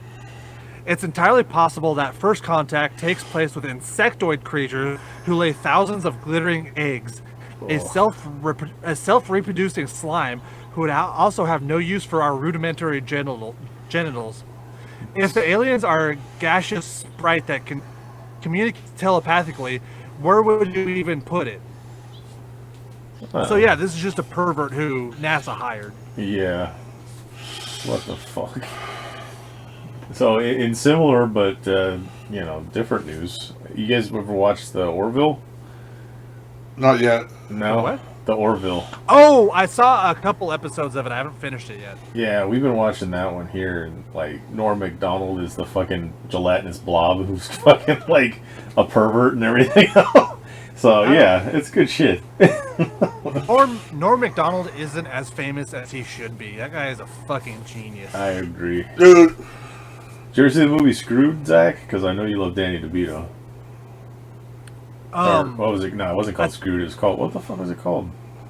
Dirty Work? Was he? No. Dirty Rotten Scoundrels? No, Dirty Work with Norm Macdonald and I think Danny that one. DeVito. You should watch that one, man. You'd love it. I should watch that one. Oh, I yeah. do love me some Danny DeVito. Oh, Yeah. Danny DeVito's awesome. Just this weird-looking troll man who's just fucking, meh, I'm Danny DeVito. Dude, that's a rabbit hole I don't want to go down right now. What? Yeah, yeah. Sex in Space. No. But, alright, so... Fuck, that's how I'm spending my fucking evening. I don't know what you're talking about. So with the, we can get into WandaVision still, because we never fully got into that one. No, we got talking about fucking space aliens. Yeah. So, WandaVision, the big series finale. What are you guys' thoughts and takeaways? I liked it. Yeah. I just think the build-up and the outcome didn't match for me. Yeah. There was just way too much build-up, and then it was just like, and we're done. See, the only problem, I do feel that it kind of ended abruptly, and it was a lot of build-up for not very much, but the one thing that they did that was pretty dickish was cast the Fox Quicksilver and not have it be anything. Right. You know, they were trolling people It was at a that dick point. joke. Yeah, well, yeah. It It was. was boner in the It show. was a fucking 3-hour dick joke. That was the payoff. Yeah, and I'm still pissed off about that. I'm a little pissed about that it didn't really lead to bigger things. But there's people that are like just fucking livid that there was no Mephisto, there was no this, there was a... It's like, Jesus, you guys, grow the fuck up. I mean, It's these same fucking whiny assholes who are sad because their Star Wars theories didn't come true.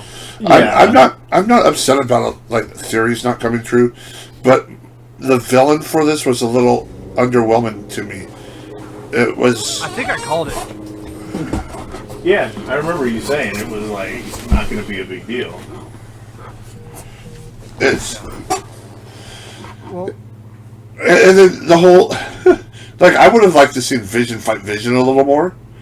Instead, they kind of fucking roll around a little bit. Then all of a sudden, Vision mind fucks Vision. Like, he's like, yeah, I wanted to see more, like, after Caucasian Vision found out that, like, he might be the real Vision. I wanted to see more what came out of that. Yeah. right, he just flies away. Yeah, That's he just Vision flies away. now. He's like, That's "Oh, going wait. to be Vision. Oh wait, I am the real Vision. All right, later, fuckers. Yeah, he's just like, peace out, I'm fucking gone. Yeah. So he's got all the other Vision. He's got all the Vision's memories and stuff now. So he's fucking Vision. Yeah, but So- he wasn't like, here, let me go help Wanda out. Yeah, he's just like, He's just like, fuck, I'm out. fuck, peace, bro. So we got He looked fucking cool though. yeah. So we got random Vision flying around somewhere, and I mean the cut scenes, the stingers. So I mean the one that's basically I think it's Samuel Jackson. I think it's Nick Fury who was like, oh yeah, come on up to space. Yeah. So Oh, yeah. I mean That there's was- people saying other things though, but It No. was kind of cool that they fit the scroll in.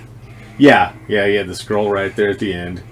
And then the one that was really crazy was she's sitting there fucking reading the Darkholme, like astral projecting Yes. herself to read it, and then you can hear the kids, and you're like, oh fuck, she's gonna do some fucking terrible shit. So that kind of leads into hopefully the multiverse of madness. Yeah. Yes. I did kind of think like I always thought like how are they gonna fit this cheesy ass costume into the Marvel universe? And they did it, and it looks fucking rad. Uh-huh. Yeah, the actual Marvel version of her costume is pretty comic accurate to the one that she has today. And I mean, they shoehorned in the Halloween costume that looked like the original one, which was fun. And I thought that's what all we were gonna get. Were like, hey, this is a Sarkovian fortune teller, and the kids are like, oh, that looks fucking stupid because comics in the fucking 80s looked fucking stupid. Right. Yeah. Yeah, it's like I said, because we don't get Doctor Strange for what, another year? Who knows at this point what they're gonna do? I mean, we had a whole show devoted to, hey, watch the Eternals tomorrow, and we forgot about that. Right. So who knows?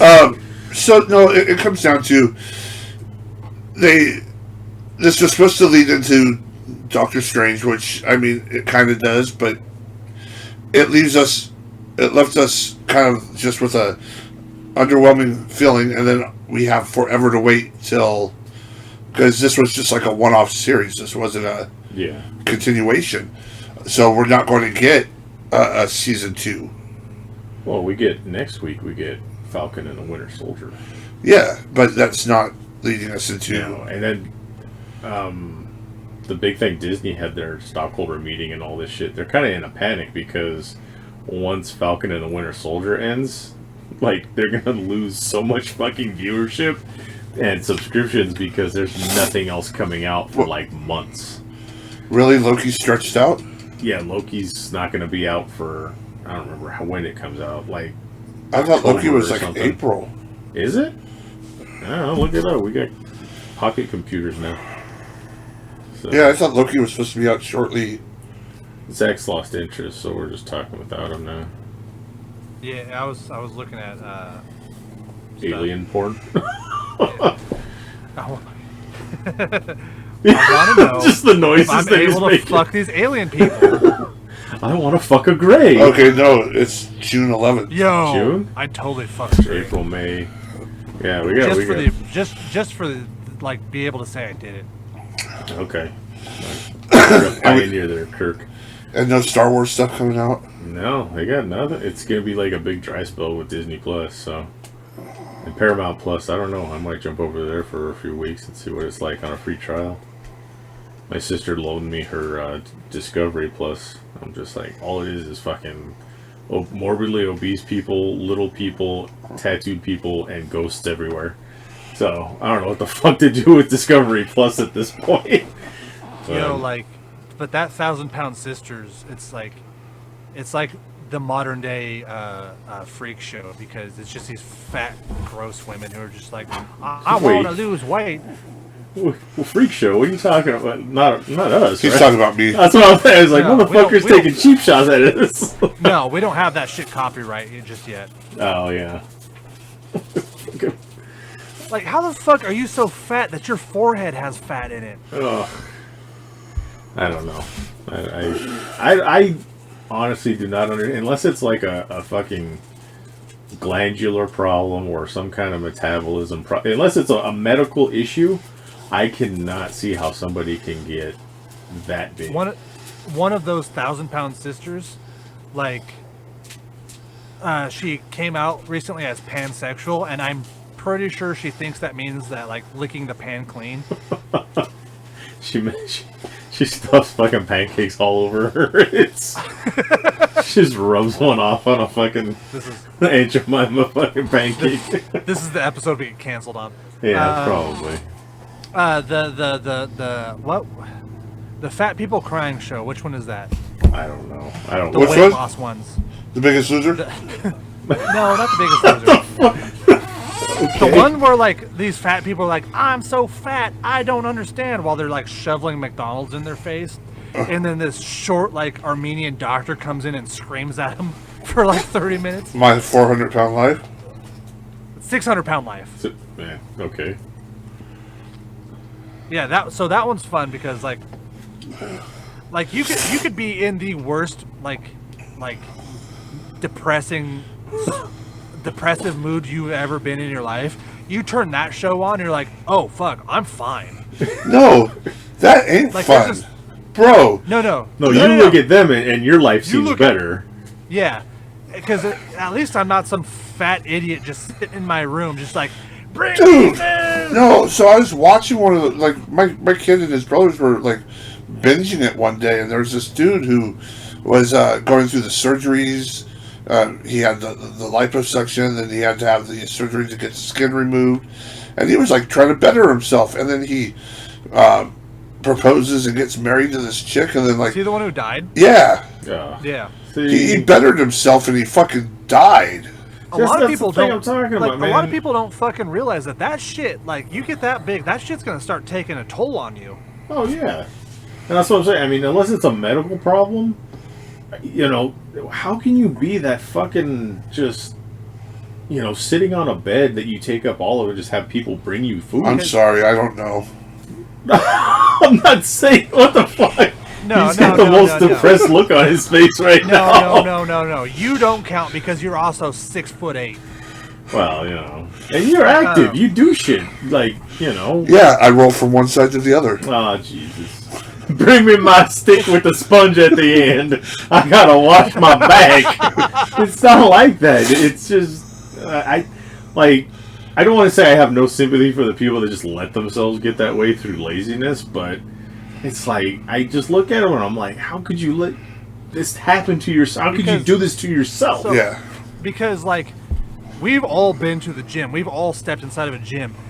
I love it, but it fucking sucks. But you know what doesn't suck? Laying in bed and eating fucking Snickers all day. Yeah.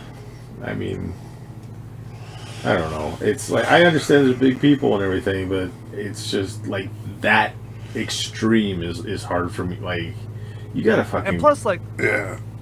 I think all three of us right now have higher ambitions for life. Where, like, some people are just, like, content to be in, like, oh, I'm just gonna lay in this bed and fucking eat pizza all day. No. Yeah, I mean, it gets to a point, too, where, like, fucking beef, that's his belly. They start talking about you. They start getting paid to not have to do anything because they get disability and they get this and and it's like a cycle that like almost caters to them being able to have this lifestyle, you know. So they have no incentive and they have no initiative to do better because it's like they get money handed to them, they get people bringing them shit to eat. They don't. The government gives them chairs to roll around in. Yeah, and it sucks. It's enabling almost in a way. You know what I mean? Did you ever see the one? There's one where like the wife and his fucking shithead. He is what's known as a feeder. You guys know what this is? No. He's a guy who's like sexually attracted to like huge people, and he'll just keep feeding them so they get bigger. So like, Man. but he didn't realize that's what it was. He just I just love my big wife, but like she wanted to lose the weight because like, yeah, that shit like takes a toll on you physically. Like, I can't breathe, I can't move, I want to lose this weight, and this dirty motherfucker is like, he's like getting fast food in front of her while she's trying to diet and lose this weight. And he's like driving, and he's like, "Oh wait, here, hold my burger for me."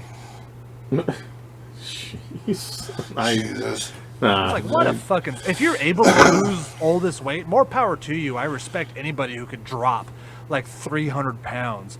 But if you're the spouse of somebody who's trying to lose weight and you enable them like that, fuck you. Right. Yeah. I feel for people that are that large when they are trying, because no, it sucks. I mean, I'm not huge.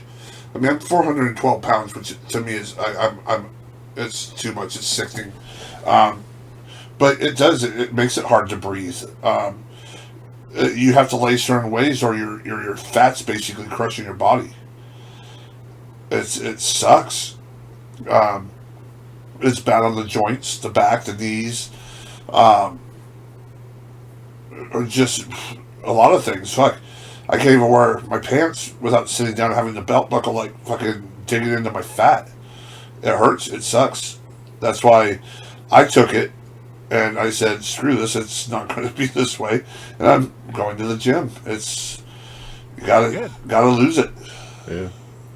Yeah, like after I broke my leg and I was laid up, like I got up to 300, and that's fucking big for me, you know. Like, it pulls the extra weight on my gut, pulled on my back, and it made it so like I almost couldn't be active. So it's like your body fucks you, you know. It's like, oh, let's get some weight, and then we'll make it so you can't fucking lose it. I want to get a picture so of much Darkness pain. and actually turn him fat, just to see what he would look like. I got the picture. I'll show it to you. Well, no, you were never fat. Like, I got big. Ice cream. You got big, but I want to see like my fat.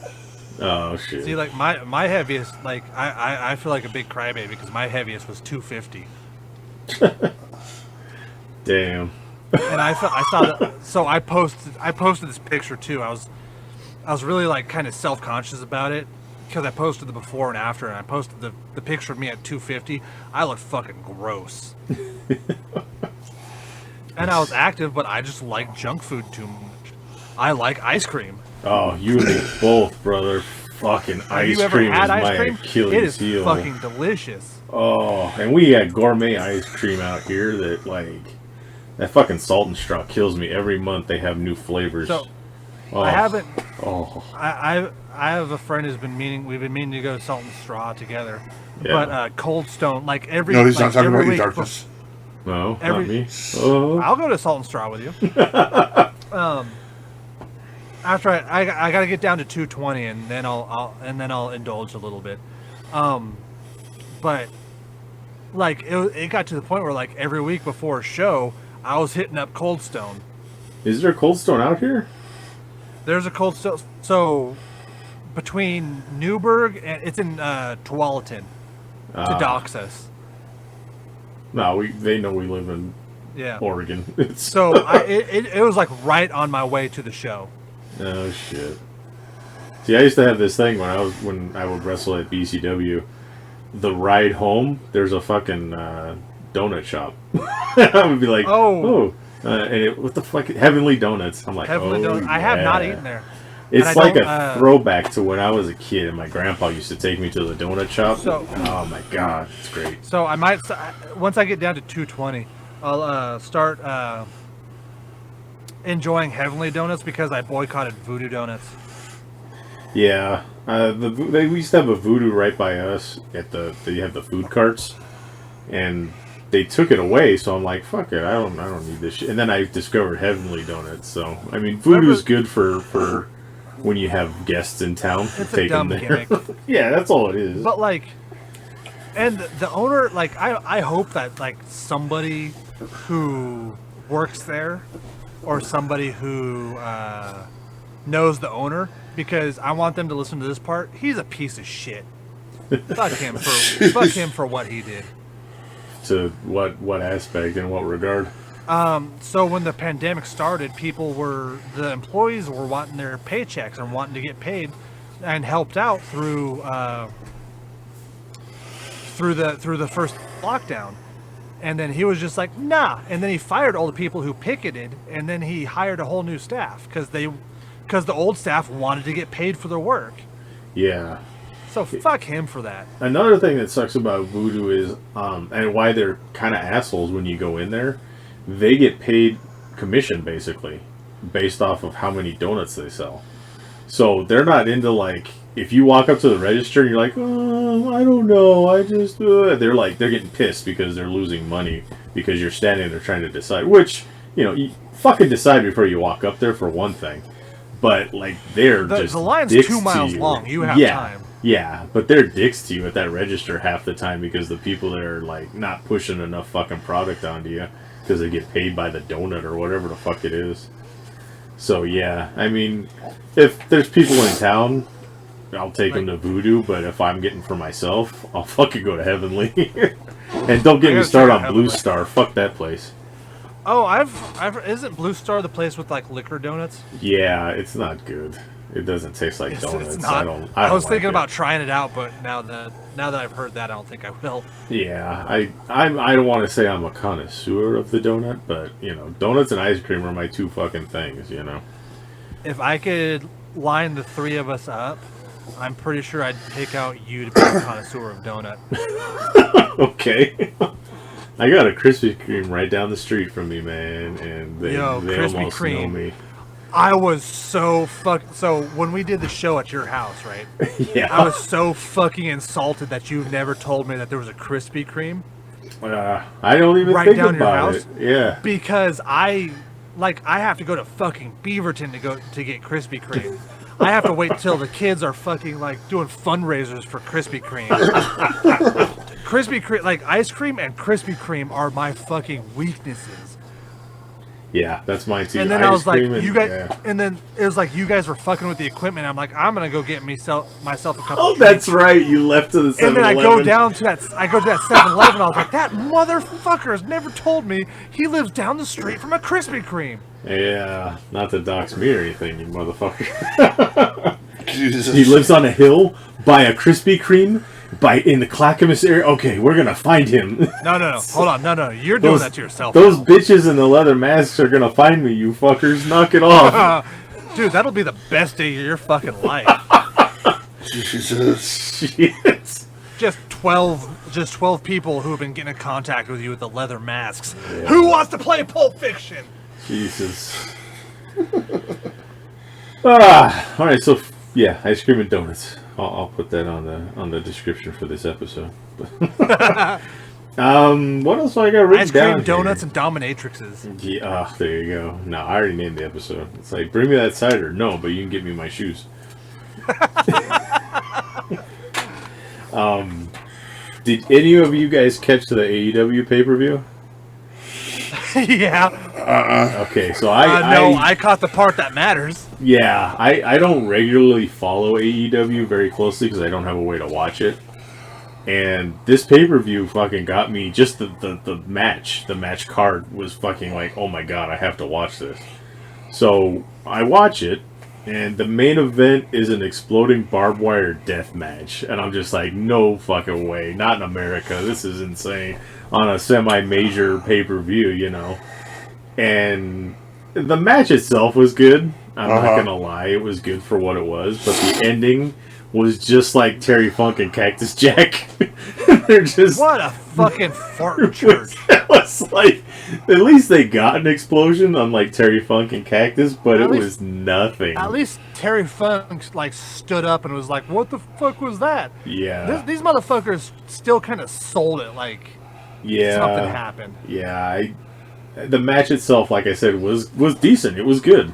It was a little different than the ones you see in Japan because you could tell how they gimmicked it up and everything. But I mean, the white flash on the screen. Yeah, like that fucking apron where he did the not Dean Ambrose, what's his name? Moxley.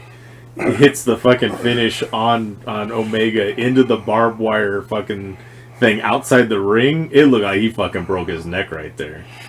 So that was a pretty good match, though, except for the ending kind of blew it. And it was funny to see Sting in one of the cinematic matches. Yeah, with Darby. So he got his neck fucked up. He can't do much. Yeah, I mean, you could tell it was heavily, like even more so than the WWE cinematic matches. Are we still pretending that Darby Allin is awesome?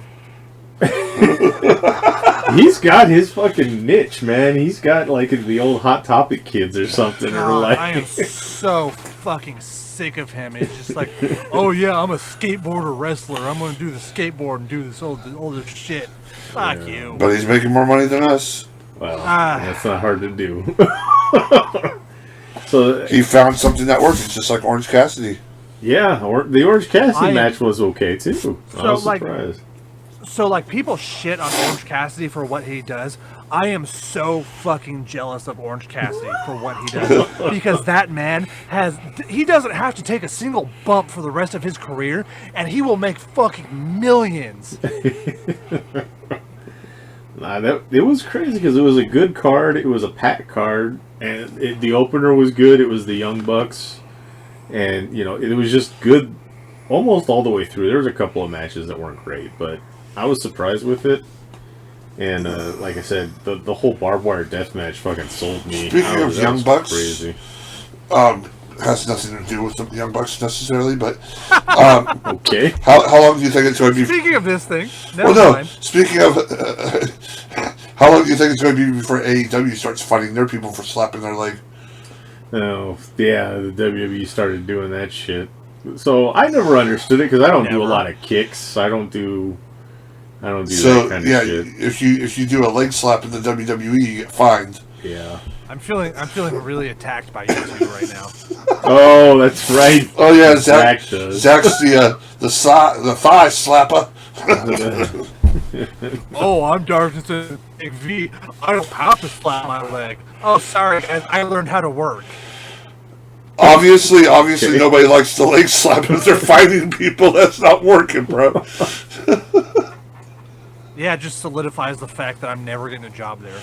But I mean, hell, that would take away the Young Bucks' whole fucking arsenal.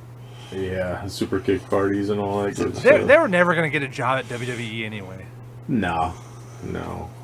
But I'm just saying, anywhere if they take away leg slapping. It was, I'll tell you this, when I was watching that AEW, and I'm not trying to name drop or anything like that, but it is so crazy to see a pay-per-view like that and to have shared a locker room with half of the people on the fucking... Right.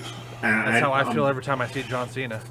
Oh, you were in the prototype locker room back in the day? Sorry, I didn't mean to name drop anybody.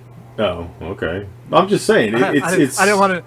It's crazy the way I see prototype. I mean, John Cena. I knew him as prototype, but... Yeah, I mean, who didn't? That's a lie. I never met him. Oh, you didn't? Oh. No, sorry. I never met him. I thought you were being serious, because I have. No. Yeah, he was in California. That was where he started I know. out. Yeah, he was in California. Where I was from. Ryback, Ryback is Vegas. Nitro. Yeah. Johnny Nitro. Johnny Nitro, yeah. But I'm... Okay. I'm sitting here because, is that going to give me shit if I name off the people I've been in a locker room with? Or should I just fucking say it and, just fucking endure it?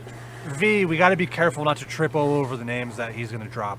No, I'm being drowned in this room right now. I'm sitting in it. Fuck you. Alright, so I won't go through it. No, go through it. No, I won't know. It's cool. I'm saying it's cool because, I've been in the locker room with the Bucks, which is cool. The guy that trained me is really tight with them, and it's cool to see these people make it into something. They don't have to go through WWE. One of my first shows that I was ever on was the memorial show for the guy that we got baptized together in the business. Uh-huh. Scorpio Sky fought, and I was just like, holy shit, Scorpio Sky is in AEW, And Pretty Peter Avalon, it was always fucking on shows with me when I was, starting off in California, and now he's in fucking AEW, and we brought in Matt Hardy for a show, and I'm like, fuck, Matt Hardy's still around. It just trips you out because the people that you come up with are moved on, and it's not like a jealousy thing or anything. I'm just like, fuck yeah, it's good to see them go on to something better. So the blonde that your boys from California brought down, yeah, she's in AEW. Which one? The blonde. Yeah, you know which one I'm talking about, right, Zach? It was the one that Lance Dean had a boner over. Well, that's you're gonna have to narrow that down. Lance Dean is a walking fucking computer virus because he has got so many people that fucking friend him on his Facebook. For anybody listening, Lance Dean is a local independent wrestler who, and Darkness will say, we'll just friend anybody on Facebook. So if you're listening to this, friend him on Facebook. Look him up. He's got so many bots that he gets into arguments with, and then he posts it on his Facebook.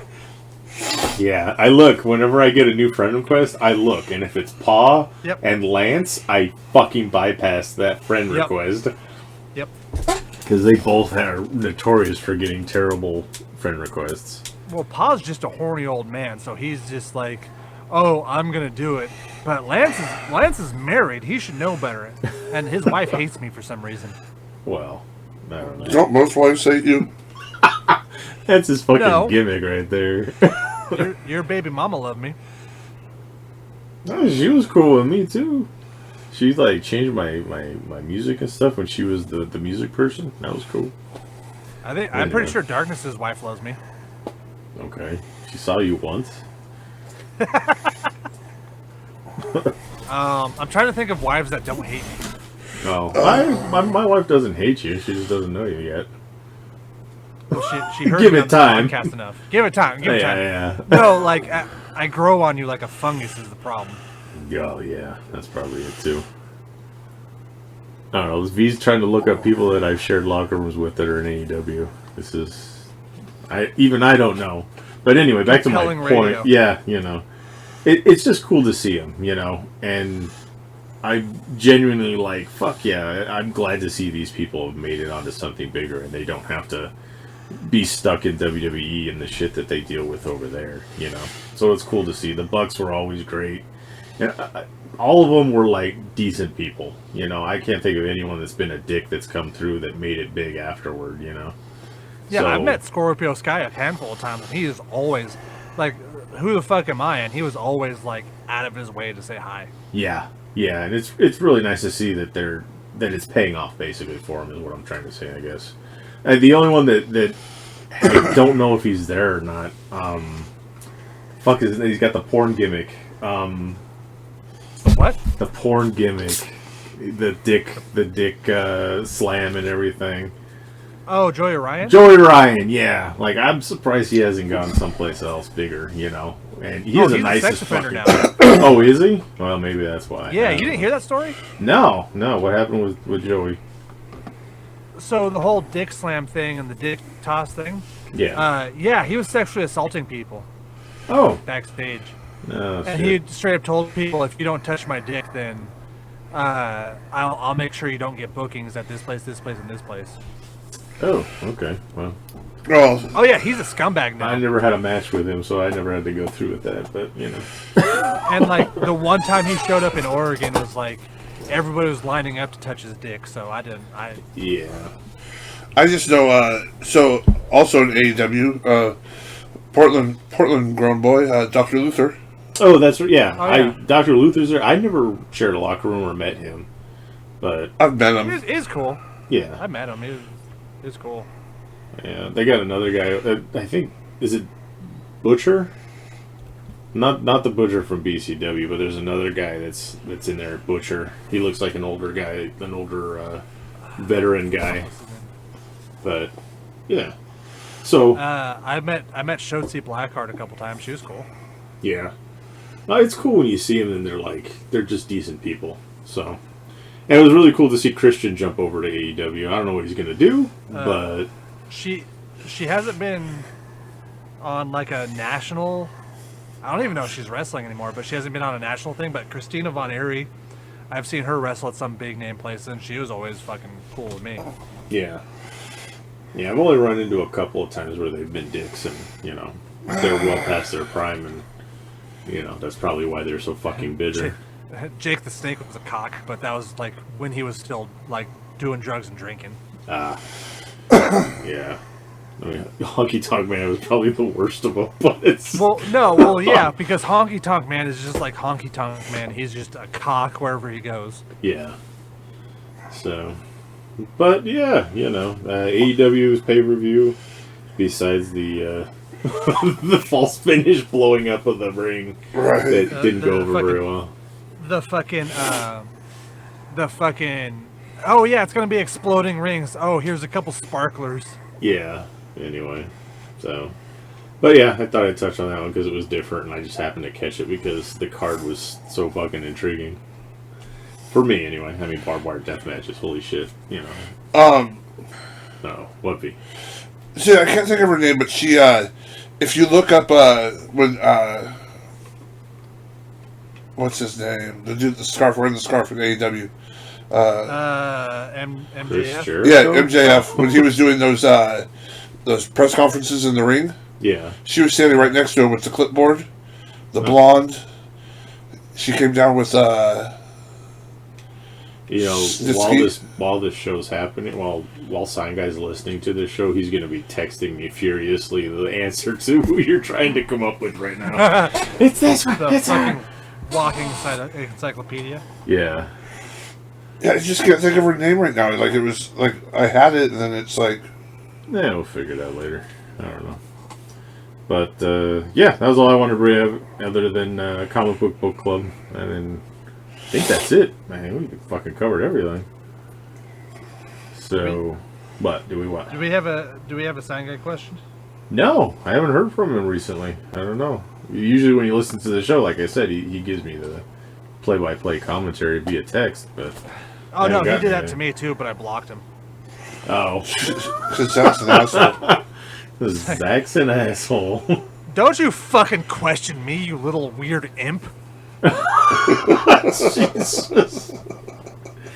If we didn't have a perfect title for this show already, that would have been it right there. I think that should be it. No, you're trying to change it. That's why. So what are you drinking over there, Zach? I'm still drinking the cider that he had to go get himself.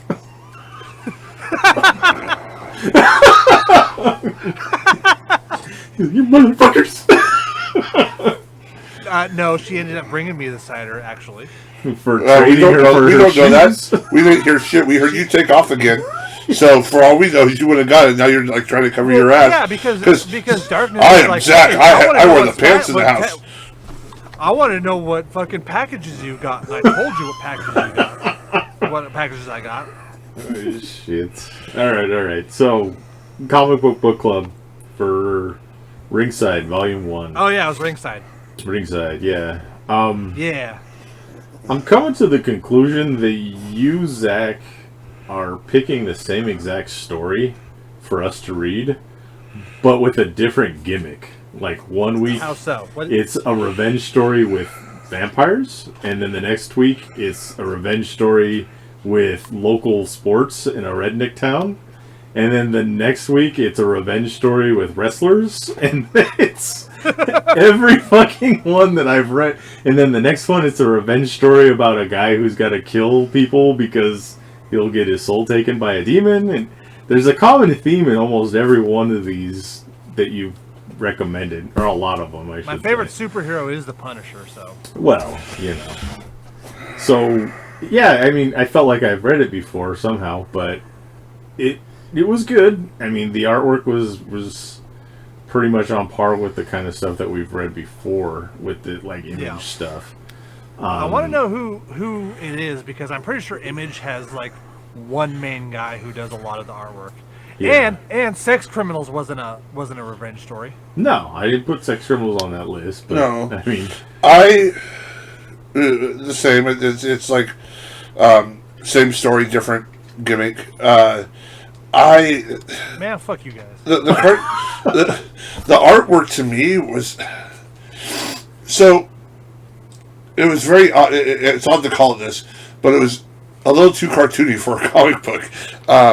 It's almost like when you were a kid and you bought a thing of Cocoa Puffs and you got that DC comic inside, but it was like drawn in a totally weird way, almost to separate it from the actual DC comic book.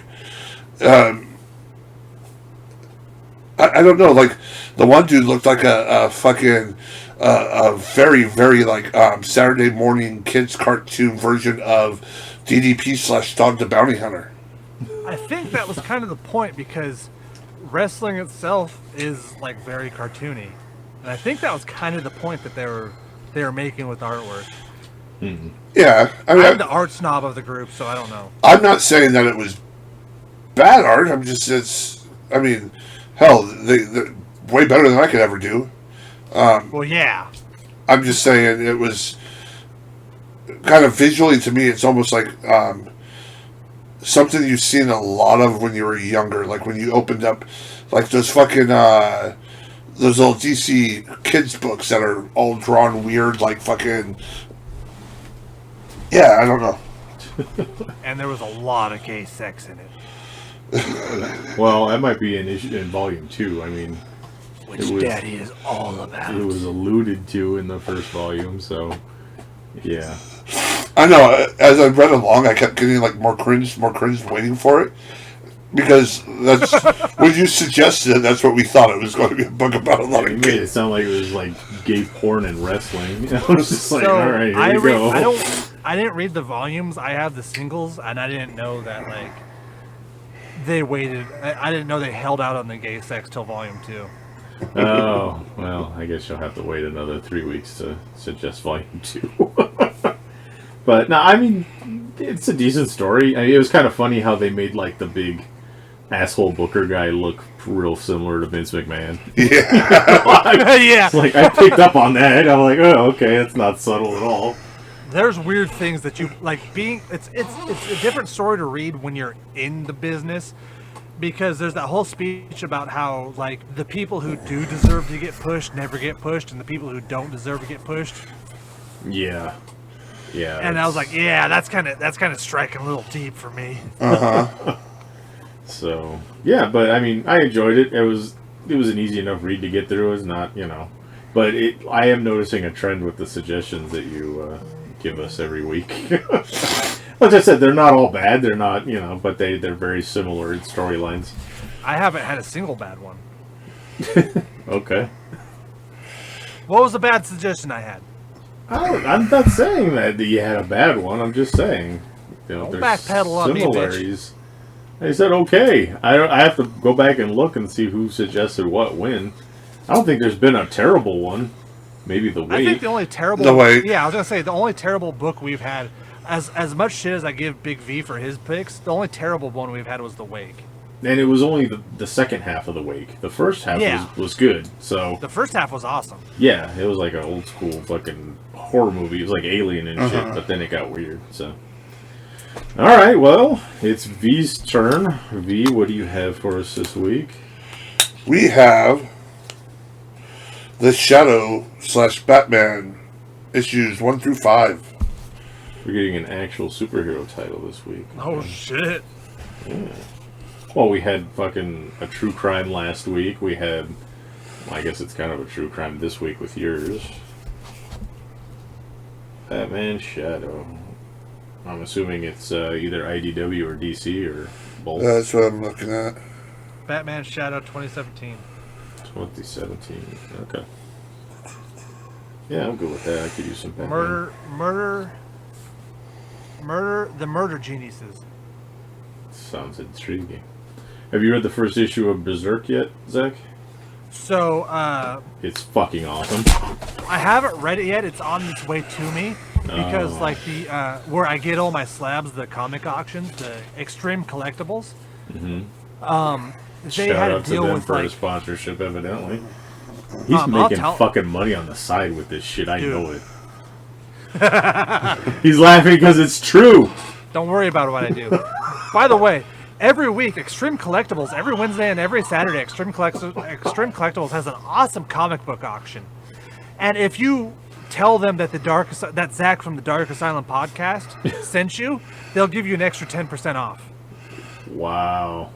That's not true. Don't tell them. I would be like, if that's not true, why the fuck are you trying to get people to go to this auction that may have more money than you? Because I would try to deter people as much as possible. No. If people go to this auction and say, hey, Zach from the Dark Asylum podcast sent me here, then maybe I'll get sweet deals. Okay. Because they have guess the heavy hitter logic's comics sound. on there every week. Oh, there's another podcast that he's jealous of. Okay, now I get it. But they had like, oh yeah, hey, we have the Berserk comics, we have issue 1, we have this variant, this Virgin variant, and this variant. And it's supposed to be on the way to me. I haven't gotten it yet. Okay. Zach bought all of them. Yeah, he's got every variant. No, it was cover. it was like, hey, all these variant for like $20. New cheese, Brody, dude. Fuck. Varying chromating covers and everything else. What the fuck? Man, don't be fucking jealous because He is fucking Brody right there, man. Hey, you know what? I could have taught you how to handle comic books in the 6th grade, but no. You wanted to go to Little League. Alright, fuck you then. You wanted to chase girls and get pussy while I was fucking discovering comic books. Yeah. You were getting drunk at parties, I was getting comic books. Fuck you. Yeah. Anyway. Alright, so we got Batman Shadow. I guess we'll wait to talk about Berserk until Zach's got a chance to read it. And is it on Comixology, which is an app on your phone? It's on Hoopla where you can get it for free if you have a library card. I gotta say Comixology at least once, and then I get paid. So I read the book for the Lost Boys. I just had to get Lost Boys in there somehow. So there you go. I was just about to do it. I was gonna say we had a Game of Thrones reference. Already. Yeah, we got to. I was looking ever since he made the Game of Thrones reference. I was looking for the right moment to bring it in. Bringing some Lost Boys somehow. So now, one of our listeners that I'm friends with on there, she was talking about Queen of the Damned. She posted a picture of Aaliyah. Well, I forget her name. I think it was Aaliyah. It was Sarah. Okay, well, if you want to dox our listeners, that's fine. Oh, she's not fucking. She'll be elated. I talk about her all the time, and she doesn't fucking. Yeah. I just don't name her. So I saw this. No, she was the friend. What? Oh, Zach just left. She was the one who posted the Aaliyah thing. Yeah. So, I know she's a listener to the show because she's always liking the posts and stuff for that, and I'm like. It was the Queen of the Damned. I'm like, though it's no with Lost Boys, the Queen of the Damned. She was like, she liked it, so I was like, all right, cool. She's a true listener. Actually, the Lost Boys is the greatest vampire movie of all time. But this one was very good, but not in the same tier as the Lost Boys. So. That's my goon voice. B's got his goon, and I got whatever the fuck I just did. Actually, the nerdy Acme comic book geek. Actually, hated it. Dude, I've just seen a couple pimples pop up on his face. No, he's transforming. Yeah, seriously. But yeah, so fucking, we're going long on this episode. I guess we're going really Queen. Long. I don't know if we want to mention it or not. Because if we don't, I mean, there's a possibility we're going to be wrestling again soon, everybody. Very soon. Very soon. As more details come out, we'll let you know. I mean... Well, actually, like, we could... I don't know. I don't think we could promote the 20th, because I think that's just a private thing. Yeah, see, I wasn't sure, so... But I'll be in Cali in April.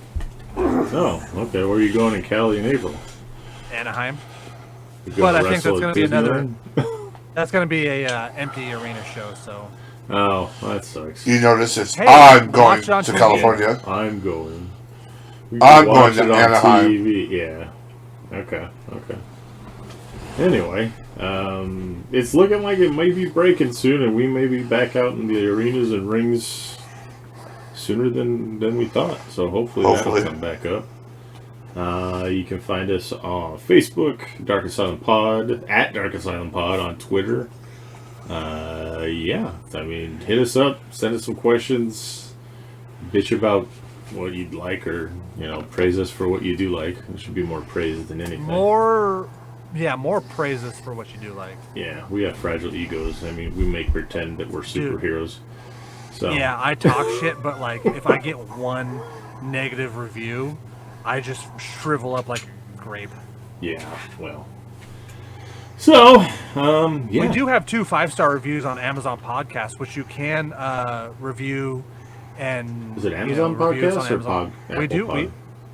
Or Apple Pod, yeah. Okay. I was like, Amazon? I gotta fucking get us on there now? Okay. No, look. I'm about 5 ciders deep, so Apple Pod, we do have 2 5-star reviews on. We do need more. All right. Or you could give us like a 4-star review and tell us what we need to fix, which is like mostly Big V's heavy breathing and get the fucking mic. You know what? For 31 episodes, we've come a long way. For 31 weeks, we've come a very long. It's been 31 long weeks. We've been finding out all the right ways to do this. I mean, it's still not great, but goddamn, it's better than it was. It's very much. Like, but you know what? It may not be great, but we're having fun and we're still going. Fuck yeah. Exactly. And we still have listeners. Yeah, that's true. Which is the amazing part. Yeah, I find that funny how the numbers keep going up every week. I'm like, okay. And more than just a couple. Yeah, it's kind of funny. So, we're doing something right. So, people want to listen to our bullshit. Yeah, we got Mexico now, which I thought we would have had earlier, but Mexico's now listening to us. I'm not saying that in a weird way. I'm like, it connects to the country we're in. So we had Romania and Lithuania before we had Mexico. So if anybody like works for Image or Comixology, you could send a couple bucks out my way. yeah. How did we go from this? I don't know what the he's just fucking like He's 5 ciders behind. Jesus, man. All right, so for Big Vicious. Oh, you switched it up on me. You